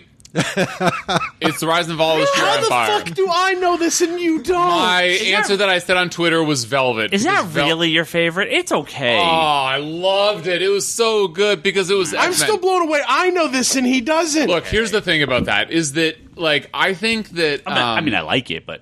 Rise and the Fall of the Shi'ar Empire, I think, was as good as Velvet. Obviously, very different. And the Cap stuff, very different. All equally good, exceptionally good. 97.5% Rotten Tomatoes good. But it had X-Men, so it gets an extra 0.1% bump. So it's better. There you go. There's your answer, is Rise and the Fall of the Shi'ar Empire. If you're not as prone to liking X-Men as I am, which, no fault, nobody's perfect, then I would say Velvet or the Death of Cap. Yeah, Killer Be Killed has been great, but it's pretty nascent still. I hated that occult Hollywood stuff, even though I collected all of it. What's it called? Fatale. Yeah, I get where he was going. I appreciate that some people probably love it. It seemed very good if you like that type of thing. Just not my thing. But yeah, Rise and Fall of the Shi'ar Empire. That's your answer. That's the best. You guys read any best. Brubaker stuff? Captain America. He There you died go. when I was in 7th grade. I remember when it came out. That's just. I'm just thinking that's his Superman, isn't it? Do you want to hear something funny? Do you remember? I don't know if you guys are going to realize joke this. coming from you because I highly doubt it will be. When Captain America died, Wizard magazine was still coming out. That's how long ago that was. Ooh. Yeah. Holy shit. Yeah. Holy shit. Okay. Wow. Yeah. I did Think not about how long ago that was. They bought, like, there was some weird thing where, like, the Wizard World store, they knew it was going to happen, and they, like, bought all the copies from Diamond, and so, because they published the magazine. So they already knew Cap was dying, so they bought all the extra copies of the comic, and were, like, flipping them on their site for, like, $10 each. What the shit? How is that allowed? Because it's comics. Nobody cares. And Wizards the scummiest company ever. Cares. Charlie loves it, though. Well, no, I'm just thinking No, you love So, having sat here in a comic shop the number of times I have, I realized roundabout the Thanos reveal in Avengers, anybody who knows what the next big reveal is knows what comics to buy ahead of time and flip after the reveal. I fucking hate this secondary market bullshit. What do these fucking tools make? $5 per issue, $10 per issue, $20 whole per issue, $14 per issue. Like, what are they making that this is a lot of money? Fucking, like, come rent housing in the Bay Area. $14 is fucking nothing. I don't know. The thing that scares me the most these days is staring up at the wall and going, I remember a lot of those in dollar bins. Yep. Quarter bins, dude. Yeah, I know. Yeah. Like, the market has just I mean, do you remember how so like much of a drastically. joke X-Men 1 and Spawn 1 used to be? Yeah, like, those will not be in quarter bins forever. Like, like, it used to be a joke, and now it'll be, like, a good investment if you bought 1,000 of those in quarter bins, because you'll sell them all for $1, and fucking you can't get that on the stock market. I'm not even talking about that stuff. I remember seeing Civil War #1 in our quarter and dollar bins forever. Right. Yeah. I'm talking about And X-Men now you #1 have and it up Spawn there, #1 like- being, like, available by the hundreds. For everyone. Yeah. Yeah, but Civil War is sitting up there like 50? Yeah, I mean, it's you know, it goes up and down based on the movies and based on availability. But yeah. Also, I know. I just, it amazes me. we can also insert Higgins' thing is just because he sells it for this much doesn't mean it's worth that much. Yeah. Asterisks in here. And with the It's newer just stuff, the market is so different. Right. well, than it it's was so a few years volatile ago. too, because I'll put it up for 50, and if it doesn't sell, I'll put it down to 40 or 30. But if I'm selling them, at, you know, like X-Force #2, it's a dollar bin book. It's the second appearance of Deadpool. It's suddenly worth money. So I sell them for 10, 10, 10, 10. Then I sell them for 15, sell a bunch of 15. Then I sell a bunch of 20. Then I sell a bunch of 25. Now I'm selling for 30. It's just like every couple I sell, I bump the price by $5, and they just keep selling. It's like we haven't hit that ceiling yet. But some stuff like Civil War kind of hit its ceiling, and now it's like, all right, I'll drop it down to 20 or 30 in the next couple months. Yeah, I mean, they go up and down. From my comic collecting days, this is kind of unheard of. Like, I'm used to seeing a lot Is of... it like a bubble, Charlie? It's not even I necessarily don't know that it is a bubble. That's the weird thing. Like we've talked about with art, I think it's become a completely independent subsection of the industry that is not reliant on the other parts of the industry. So maybe bubble's wrong because it's not going to pop. It's a fragmentation, which is what happens. Which is what happened. Which is what has happened in comics dramatically over the last handful of years, where you have the Wednesday people, the trade paperbacks, digital. You have the art crowd, the CGC crowd, things like Pops and Toys. You have the back issues, the keys. I mean, these are all independent of each other, but they are the whole industry. They used to be the same thing, the same people. Now people only do one of these, this splintered thing. Interesting. So, I like that. I just calling it out there just because I find it really crazy. Yeah. Well, you're a man of second most height and wisdom. Stefano has a question. He says, do you care to elaborate on the business side of the store move? Would you buy more books, access to new clientele, be able to sustain a broader range of books? A lot of this we won't know till we get in there. It is a much newer location, not brand new, but it is newer by decades. A much more modern building. Site traffic's a lot better. It is from 0 to 60,000 cars a day pass that location in El Camino. Again, it's a very busy street. That is, a literal infinite more possible customers from drive-by traffic because we have zero here. You cannot see us from the street. You can. You just have to be. No, you cannot see right us. Exact moments. You can. No one driving a car and most passengers will never see this store. Yeah, I drove past it twice today. Right. Yeah. Realize it. Yeah. Which again was never a problem until the whole center itself kind of broke down around it, because we would get people that would come to the center for other stuff. That is no longer the case, especially for the last 10 years or so. So yeah, my hope is more customers, different books. I'm going to be thinning out some stuff, trying some new lines. There's a huge European and especially Indian population in Sunnyvale. We're going to try to tap into some of that. Some of the books that cater to that audience a little bit more than traditional superhero stuff. Some very small gaming things, Pokemon, Yu-Gi-Oh, Magic. Try it, gives you a much more casual audience strolling through. See if that makes any sort of dent. I'm not going to change the store dramatically. That is not the intent. I wouldn't do it. That's not what I want. That's not the store I want to run. But, I'm not going to pass up some money. We'll try a few things, see if we can drag some people in. So, yeah. So, we'll see. We'll see where it goes. The first few months will be very interesting. I got to get going. So, nice to have you guys with us. Brock's checking out before the end of the episode. You're usually dragging on here to the end. So I would normally, but I have to go tonight. So. Okay. We have several hours left. That's partly why. I'm scared. Jake, Mr. X, he asks, how's Annie? And look, I'm not going to go on about this long in this podcast, but oh my God. The new Twin Peaks is the greatest show that's ever been shown on film. Hey, Geekbox boy, go fuck yourself. Yeah, I talked about it. Literally nobody but you does. I talked about it on the podcast yesterday. Oh wait, you did. I did very briefly. Yeah. I loved the new Twin Peaks. If you've never seen the original Twin Peaks, don't even bother watching the new show. It'll make even less sense than it does. So there you go. Wow, thanks. Problematic cartoon, huh? Sorry. Says, since Ryan seems to have bizarro tastes, how worried is he about hating Wonder Woman now that the reviews are good? See, Dude, if there's literally... Who said that? Problematic cartoon my on man. Twitter. Look, if there's any justice in this world, it'll be that this fucking troll is like...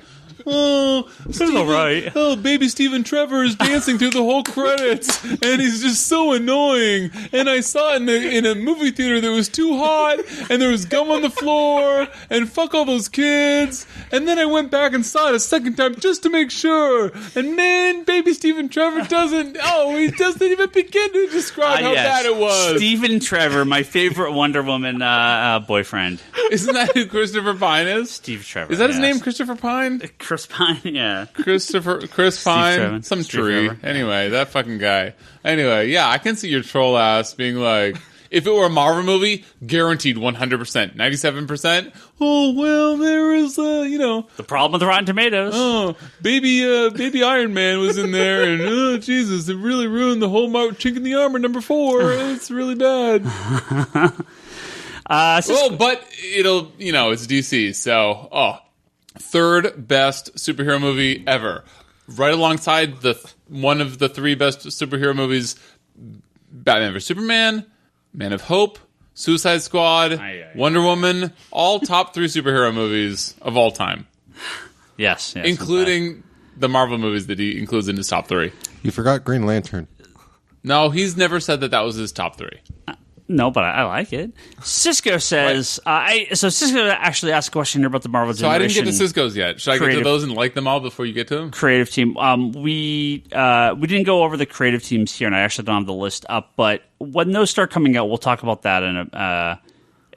You remember Marvel Generations? All the one shots coming out. Do you know what these are? Generations or Legacy? Generations. It's the pre-Legacy thing they're doing. I don't know. Yeah, it's all the current creative teams are doing a one shot with like the classic version and the current version. So Miles Morales and Spider-Man, all new Wolverine and Wolverine, and it's all the current creative teams doing it. So I mean, yeah, if you like the books, you'll probably. I mean, I'm really looking forward to the Thor one, and I hope the Wolverine one's good. But when those are actually on their way out, we'll talk about those more at length. We'll probably read through those leading up to Legacy, and then we're going to be doing pre-sales for a set of that, so that's going to be up very soon once we get the previews up. I have a question while you are finding trouble finding words. Jim Lee variant covers set versus Jean Grey covers variant set. Discrepancy in pre-orders? How many I've sold? The Mary Jane ones, you mean? Did I say Jean Grey? Yeah. That's because she's my boo. This June is the Mary Jane variant covers. July is the Jim Lee X-Men covers. So how many more times Jim Lee covers have you sold than my girl Jean Grey? Sold? I'm just kidding. I mean, I haven't sold a ton of either. Really? I mean, I've sold Jim a hand. Lee? You really? It's a lot of covers. A lot of people aren't jumping into a $100 set. I did pre-sell a number of sets, and I have a couple subscribers that want them all. The Mary Jane ones I've sold. They're 3 or 4, so probably 8 or 10 of the X-Men ones. I mean, which is great, which is a lot. But yeah, not like crazy amounts. So if I'm looking for troll material in either capacity, but I think I'm barking up the wrong tree. I think what's going to happen is when those get close to shipping.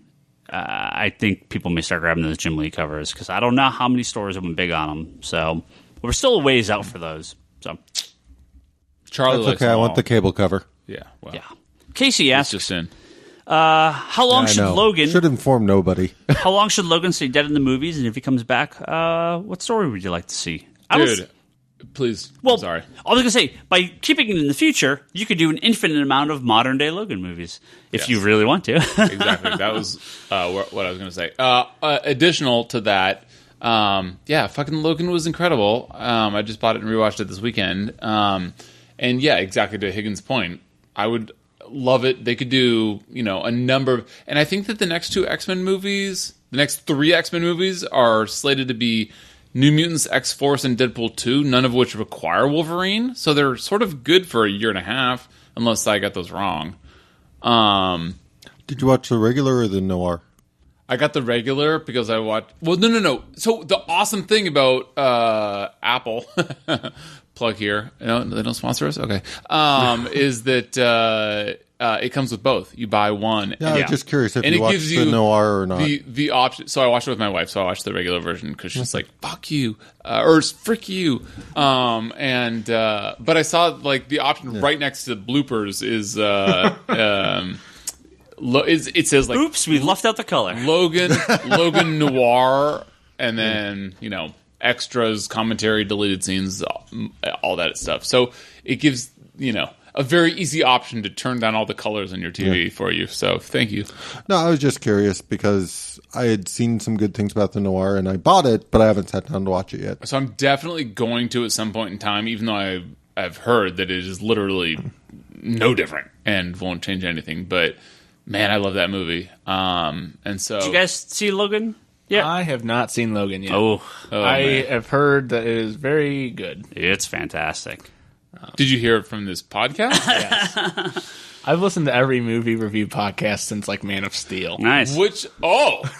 Wow. So since the golden era, what are your top 3 favorite movie reviews that we've done in this podcast?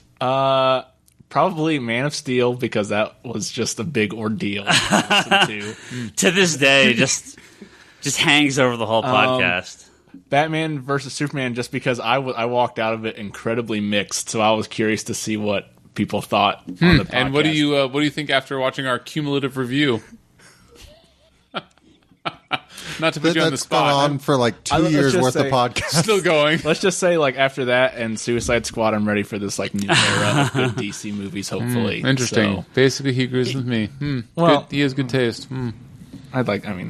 I did not like Suicide Squad, and I was middle ground on BVS, so I'm excited for Wonder Woman. Okay, so he has 1.5 good taste. Okay. But you should see Logan. Yeah, Logan's fantastic. Logan's great. Yeah, we Wonder Woman all agree on Logan. Great. because as much as there's a lot of Rotten Tomatoes trolls out there, it's a generally good indicator of whether or not a movie is good, despite what troll-ass Higgins would say. I agree. No, I agree with that. He agrees when... Lester says, Doomsday Clock, #1 from DC Comics. Over or under 500,000 copies sold. What the? And he's saying over. Now, You said number one? number one. No. Have they announced if stores can do variant covers yet? No. They probably will. You could be Marvel 500 doing. You could have Wolverine, Deadpool, Spider-Man, fucking Gwenpool. So a bunch of stuff that doesn't sell anymore. Here's the thing with Doomsday Clock. You bastard. You're right. 500,000 copies is a lot of copies. No, I don't think it's going to hit over that amount. I mean, it's possible if they go ridiculously in on store exclusive covers and make them totally affordable and really cheap. But I don't see it. I have a random question. That's a hard number to hit. What's up? So that's a hard number to hit with the release, but I'm just curious, between multiple printings and that kind of stuff, are you able to get like total numbers for something that went through a lot of printings? I think as long as they show up on the Diamond chart, yeah, you can estimate. How about this? Rebirth was wildly successful and very cheap. After everything is very cheap. Yep. All things going for it. Yeah. After everything was said and done, what did that get to you? I top of my head, I don't know. If you had to ballpark, 300,000 maybe between printings, 350 maybe between printings. But a lot of stores, I think, were a little they weren't sure on Rebirth. I know many stores just from you think the Doomsday retail Clock is going to be as inexpensive? Don't know. Probably not. Probably not. I would love for it to be like a 40-page, $2.99 comic. I mean, it'd be incredible. It would be incredible. Don't know that they'll do that, but they might. 500,000 copies. That's a big number. If they did that, how many copies would you order? A lot. Is I told Doomsday Marvel Clock going to reboot the whole universe? No, I don't think so. Do you think Doomsday Clock, no matter what its price, no matter how many pages, is going to outsell Rebirth? #1? I mean, just #1 versus #1? Yeah. That's what I asked, literally. Yes. I'm going to say yes. Outsell? You think that... Yes. First print versus first print? I could see it matching it. First print, first print, maybe not. Rebirth went through like 5 printings. No, I still think it will. Even first print, first print. Yeah, I don't think it will. Yes. I think it'll do really, really well. Outsell Rebirth, that's hard, though. Because that's what I'm saying. Rebirth was a one-shot. And I told Marvel this, too. With Legacy, it's 50 pages.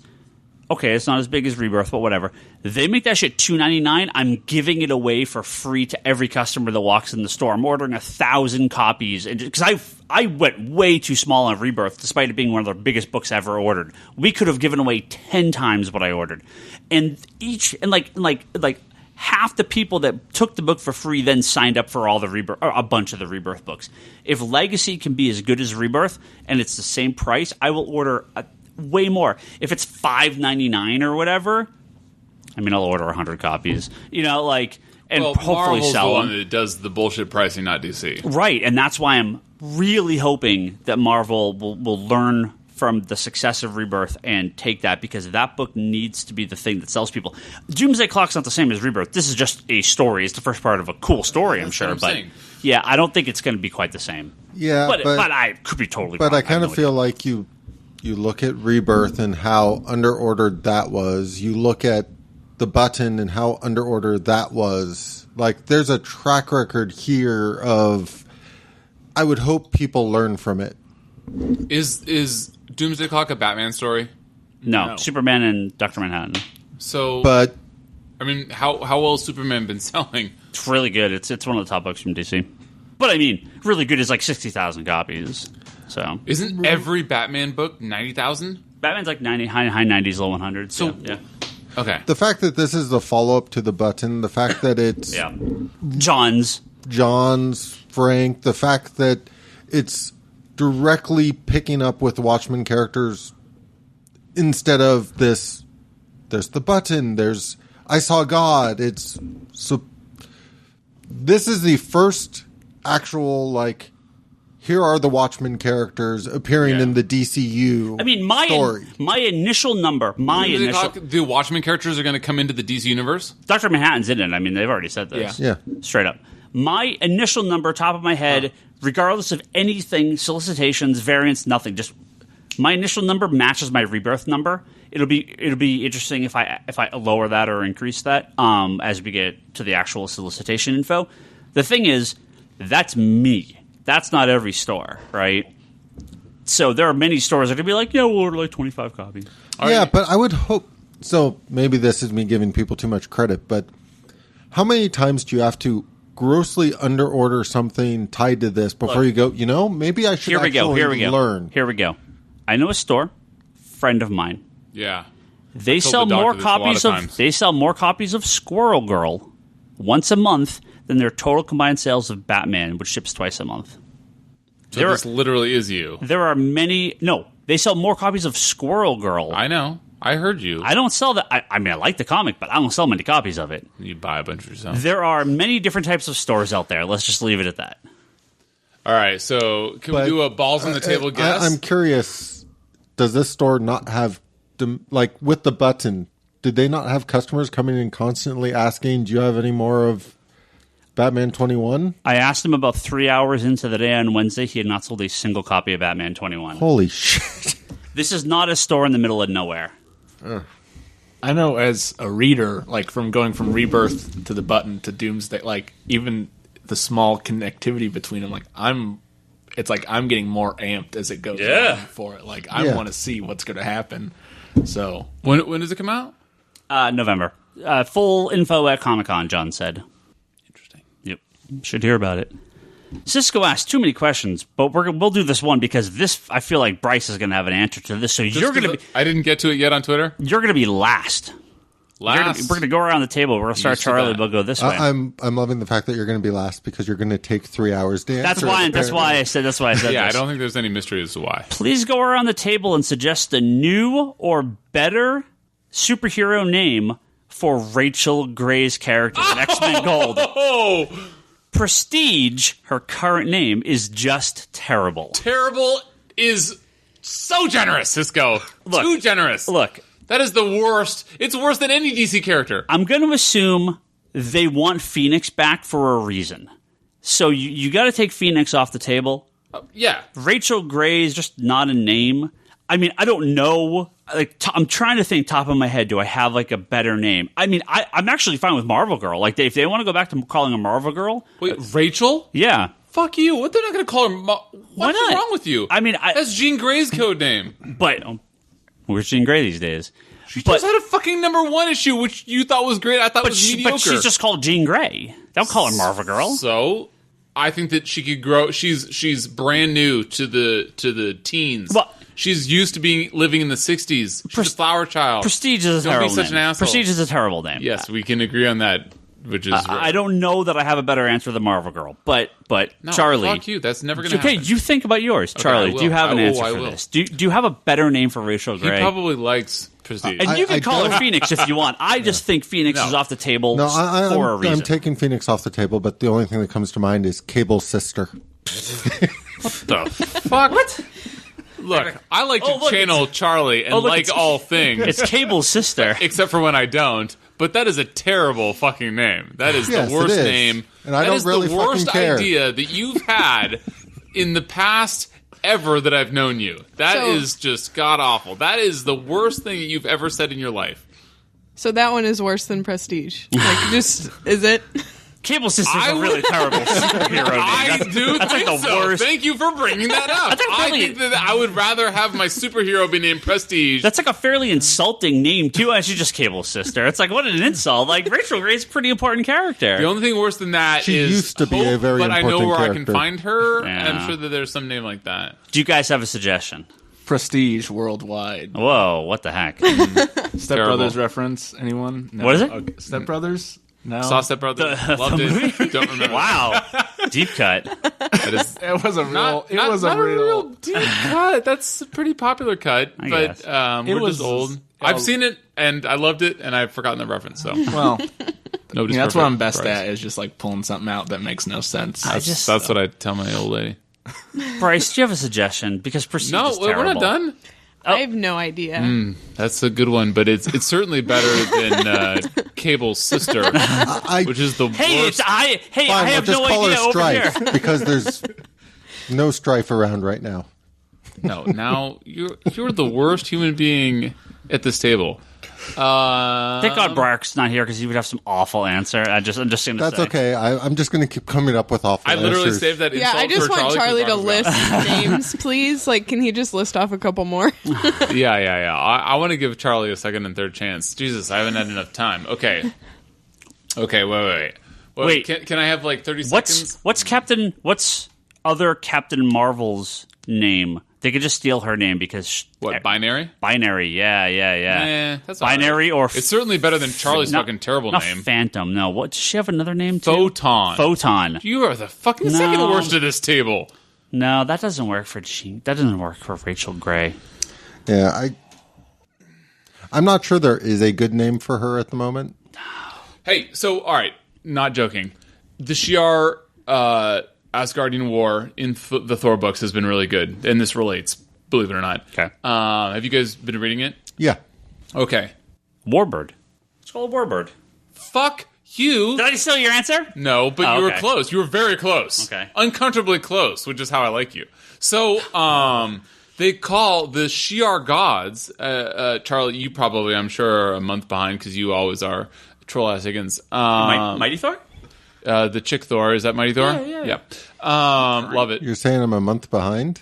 No, Higgins. Is your Okay. name fucking Higgins? Bad name boy? No, No, your you name said is Charlie. You love I'm everything. sure you're a month behind, and then you went to Higgins. Which is why I was confused. No, you're misrepresenting my gesticulation, which is movement of hand gestures, by the way, in case that was confusing to the audio listeners. So the Shi'ar gods, they challenged Thor. Oh, this is a great story. So the Shi'ar gods challenged Thor a couple issues back into a battle of the gods. Who is the better god? Is it Thor or is it Shazam and Cthulhu, which are the obviously the two. She's doing the challenges. the challenge of the gods. Okay, so Higgins is caught up. Okay, so it's actually a great story. So they say, who is a better god? And so they judge them based on who gets more prayers and more worship and more praise. And so they have like a great plague spread across everything, and they have like who can save more people, and they do all this shit. And the Shi'ar gods are just killing people left and right because they're like, if anything's going to get more praise to God or gods,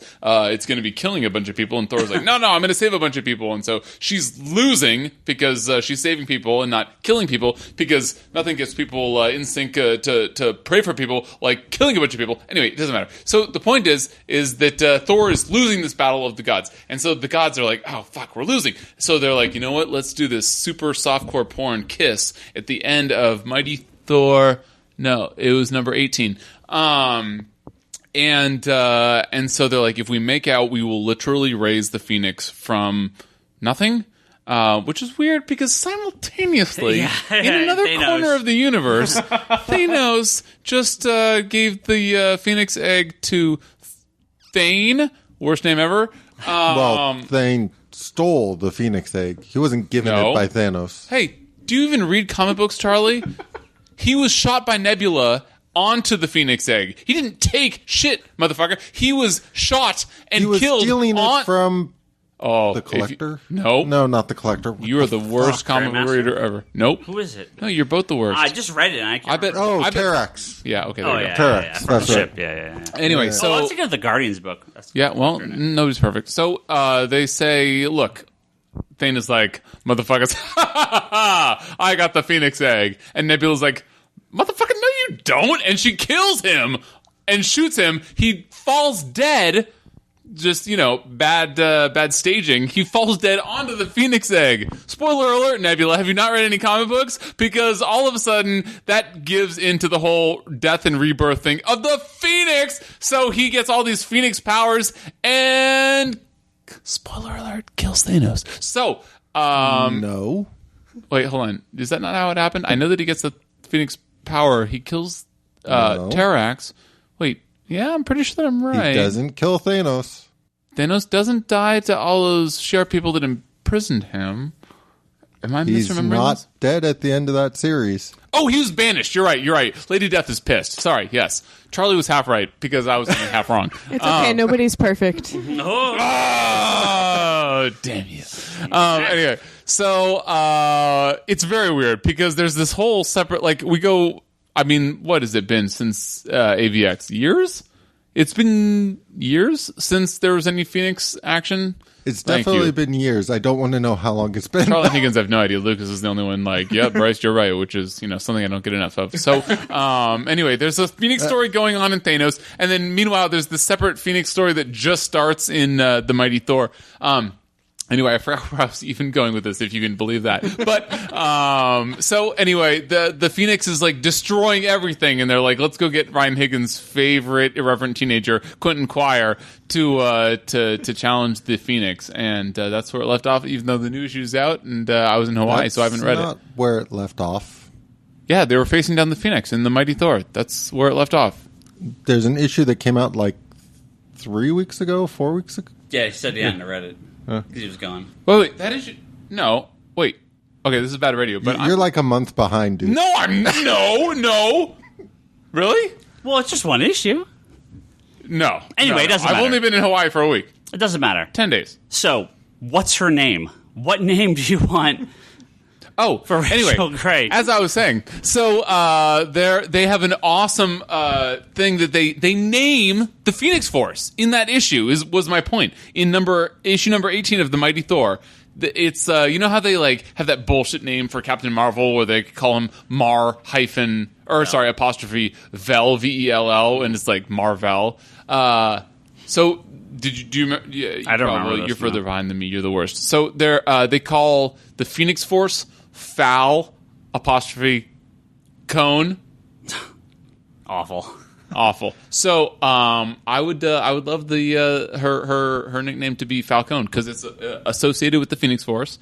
So Warbird it is. Got it. Okay. No, Warbird is already the name of that bodyguard. That's just actually I like her, but kind of silly. Yeah, call her Falcone. That's fine. That's fine with me. Awful. Anyway, all right. To finish, we don't have a good. We don't have a good. No, Falcone is my favorite. It's Jason Aaron approved. You're a fucking troll. Therefore, Falcone wins. Shit. Call her Rachel. Damn it! What was her name? What? Emma Rachel. Frost. No. Who are you thinking about? Jean Grey. When she took Cable into the future, she had a different identity. Rachel. Yeah. When she was part Big of the Mama Ascani? Summers. When she was with the Ascani stuff. Yeah. Ascani's. Yeah, I can't remember. Think about it. Think about it while I do the outro for this podcast. Anyway, Falcone would be... Thank you guys for coming all the way out here for this Dog and Pony show. Oh, Thank you so much. Yeah, it's been really fun. You get to see how the sausage is made. And oh, yeah. Bryce just makes that sausage all day long. Confirmed. We have to thank some great friends of ours at Patreon. New Patreon post next week, so you got a day or two to still join up if you want to go for the November. Wow. For the June Patreon. I'm sorry. This is also May. Jesus. For the May Patreon. Which posts in June. Where did November come from? You are a mess. You're just already checking out. You're like, I have all this store move stuff. I'm ready for the Justice League movie. That's what I'm thinking. I'm thinking you November. are 97% a mess. I am. It's amazing. Let's thank our good friends Julian Titus at the Nerdzilla Pants Podcast at pixelbit.com, Ryan Hess at the Preach Podcast, soundcloud.com/Preach Podcast, Jody Lawson at Canon, the Triad Comics Anthology. I can never say that word right. Manoa Play, Sam Che, Talon Bray, Craig Anderson, thank you guys all very, very much. Patreon.com/Comic Conspiracies, where you can go donate some money. We'll have the full list of all our $5 and up backers next week, so look for that. You got a day or two to still join if you want to be on that. What have I got? ComicConspiracyPodcast.com. That is where you can find all our previous episodes, as well as Geekbox.net and iTunes. Rate and review us. Thank you. Digital.comicsconspiracy.biz. That's where you can buy your digital comics from us. It goes through Comixology, so you can read them all on there. ConspiratorBrock.com. That's Brock's blog and video pull list. Wanderers in the Fourth Dimension. That's Charlie's Doctor Who podcast. Still working on the new season. How many episodes left? They're almost done, right? A couple left? So they just aired episode 7, so 5 left. Okay. Oh, wow. For some reason, I thought it was further ahead than that. Etsy.com/shop/Leanne Hitlart. That is my wife's Etsy store. Make sure you check that out. We're on Twitter. Yeah, that's the name of the site. Ryan Higgins, Ryan, that's me. Brock is Brock Sager. Larsen is... Larsen Bryce, that's you. I do this every time. Bryce, that's your name. You're Larsen Indeed. Bryce. Confirmed. It's backwards, and I always read it wrong. Toby is Toby XI. Should be back next week. Charlie's Insanity and Chaos. The store is Comicon Store. Our wonderful guests, Lucas Graham. Lucas Graham? Once I was 7 years old. My mama told me. Kaitlyn, thank you guys very much for coming out. Let me try that again. I can edit all that. Doesn't matter. Your last name isn't Graham? No. Do you guys want to pimp or post, or do you gotta Profess your undying love? Any concerts you guys play? Shout out to your cousin? Yeah. Shout out to your cousin. Oh, yeah. Shout out to Jeremy Johnson. Same last name. What? Same last name? What? That's like a 50% chance. Yeah. Blown away. So, hopefully you recognize that this is me by this point in the podcast. So. That's awesome. And just wish that he would shut the fuck up. So when you guys are world famous pianists like Bryce over here, make sure you let us know so we can come see you guys play. We look forward to it. It would be hard, pun not intended, to gain that much grandeur with respect to how big a pianist I am. Don't forget about Geekbox. Why do you keep giggling like a little girl, Charlie? Comedy button. Good job, Brain. I'm just picturing you spending so much time being like, what's the next adjective I can put on this? I'll Talk Podcast. Doesn't take that long. And Manga Machinations. That's what she said. Thank you guys very much for listening. Thank you guys very much for coming on, being on this podcast. Hopefully you enjoyed it. And we will see everyone next week.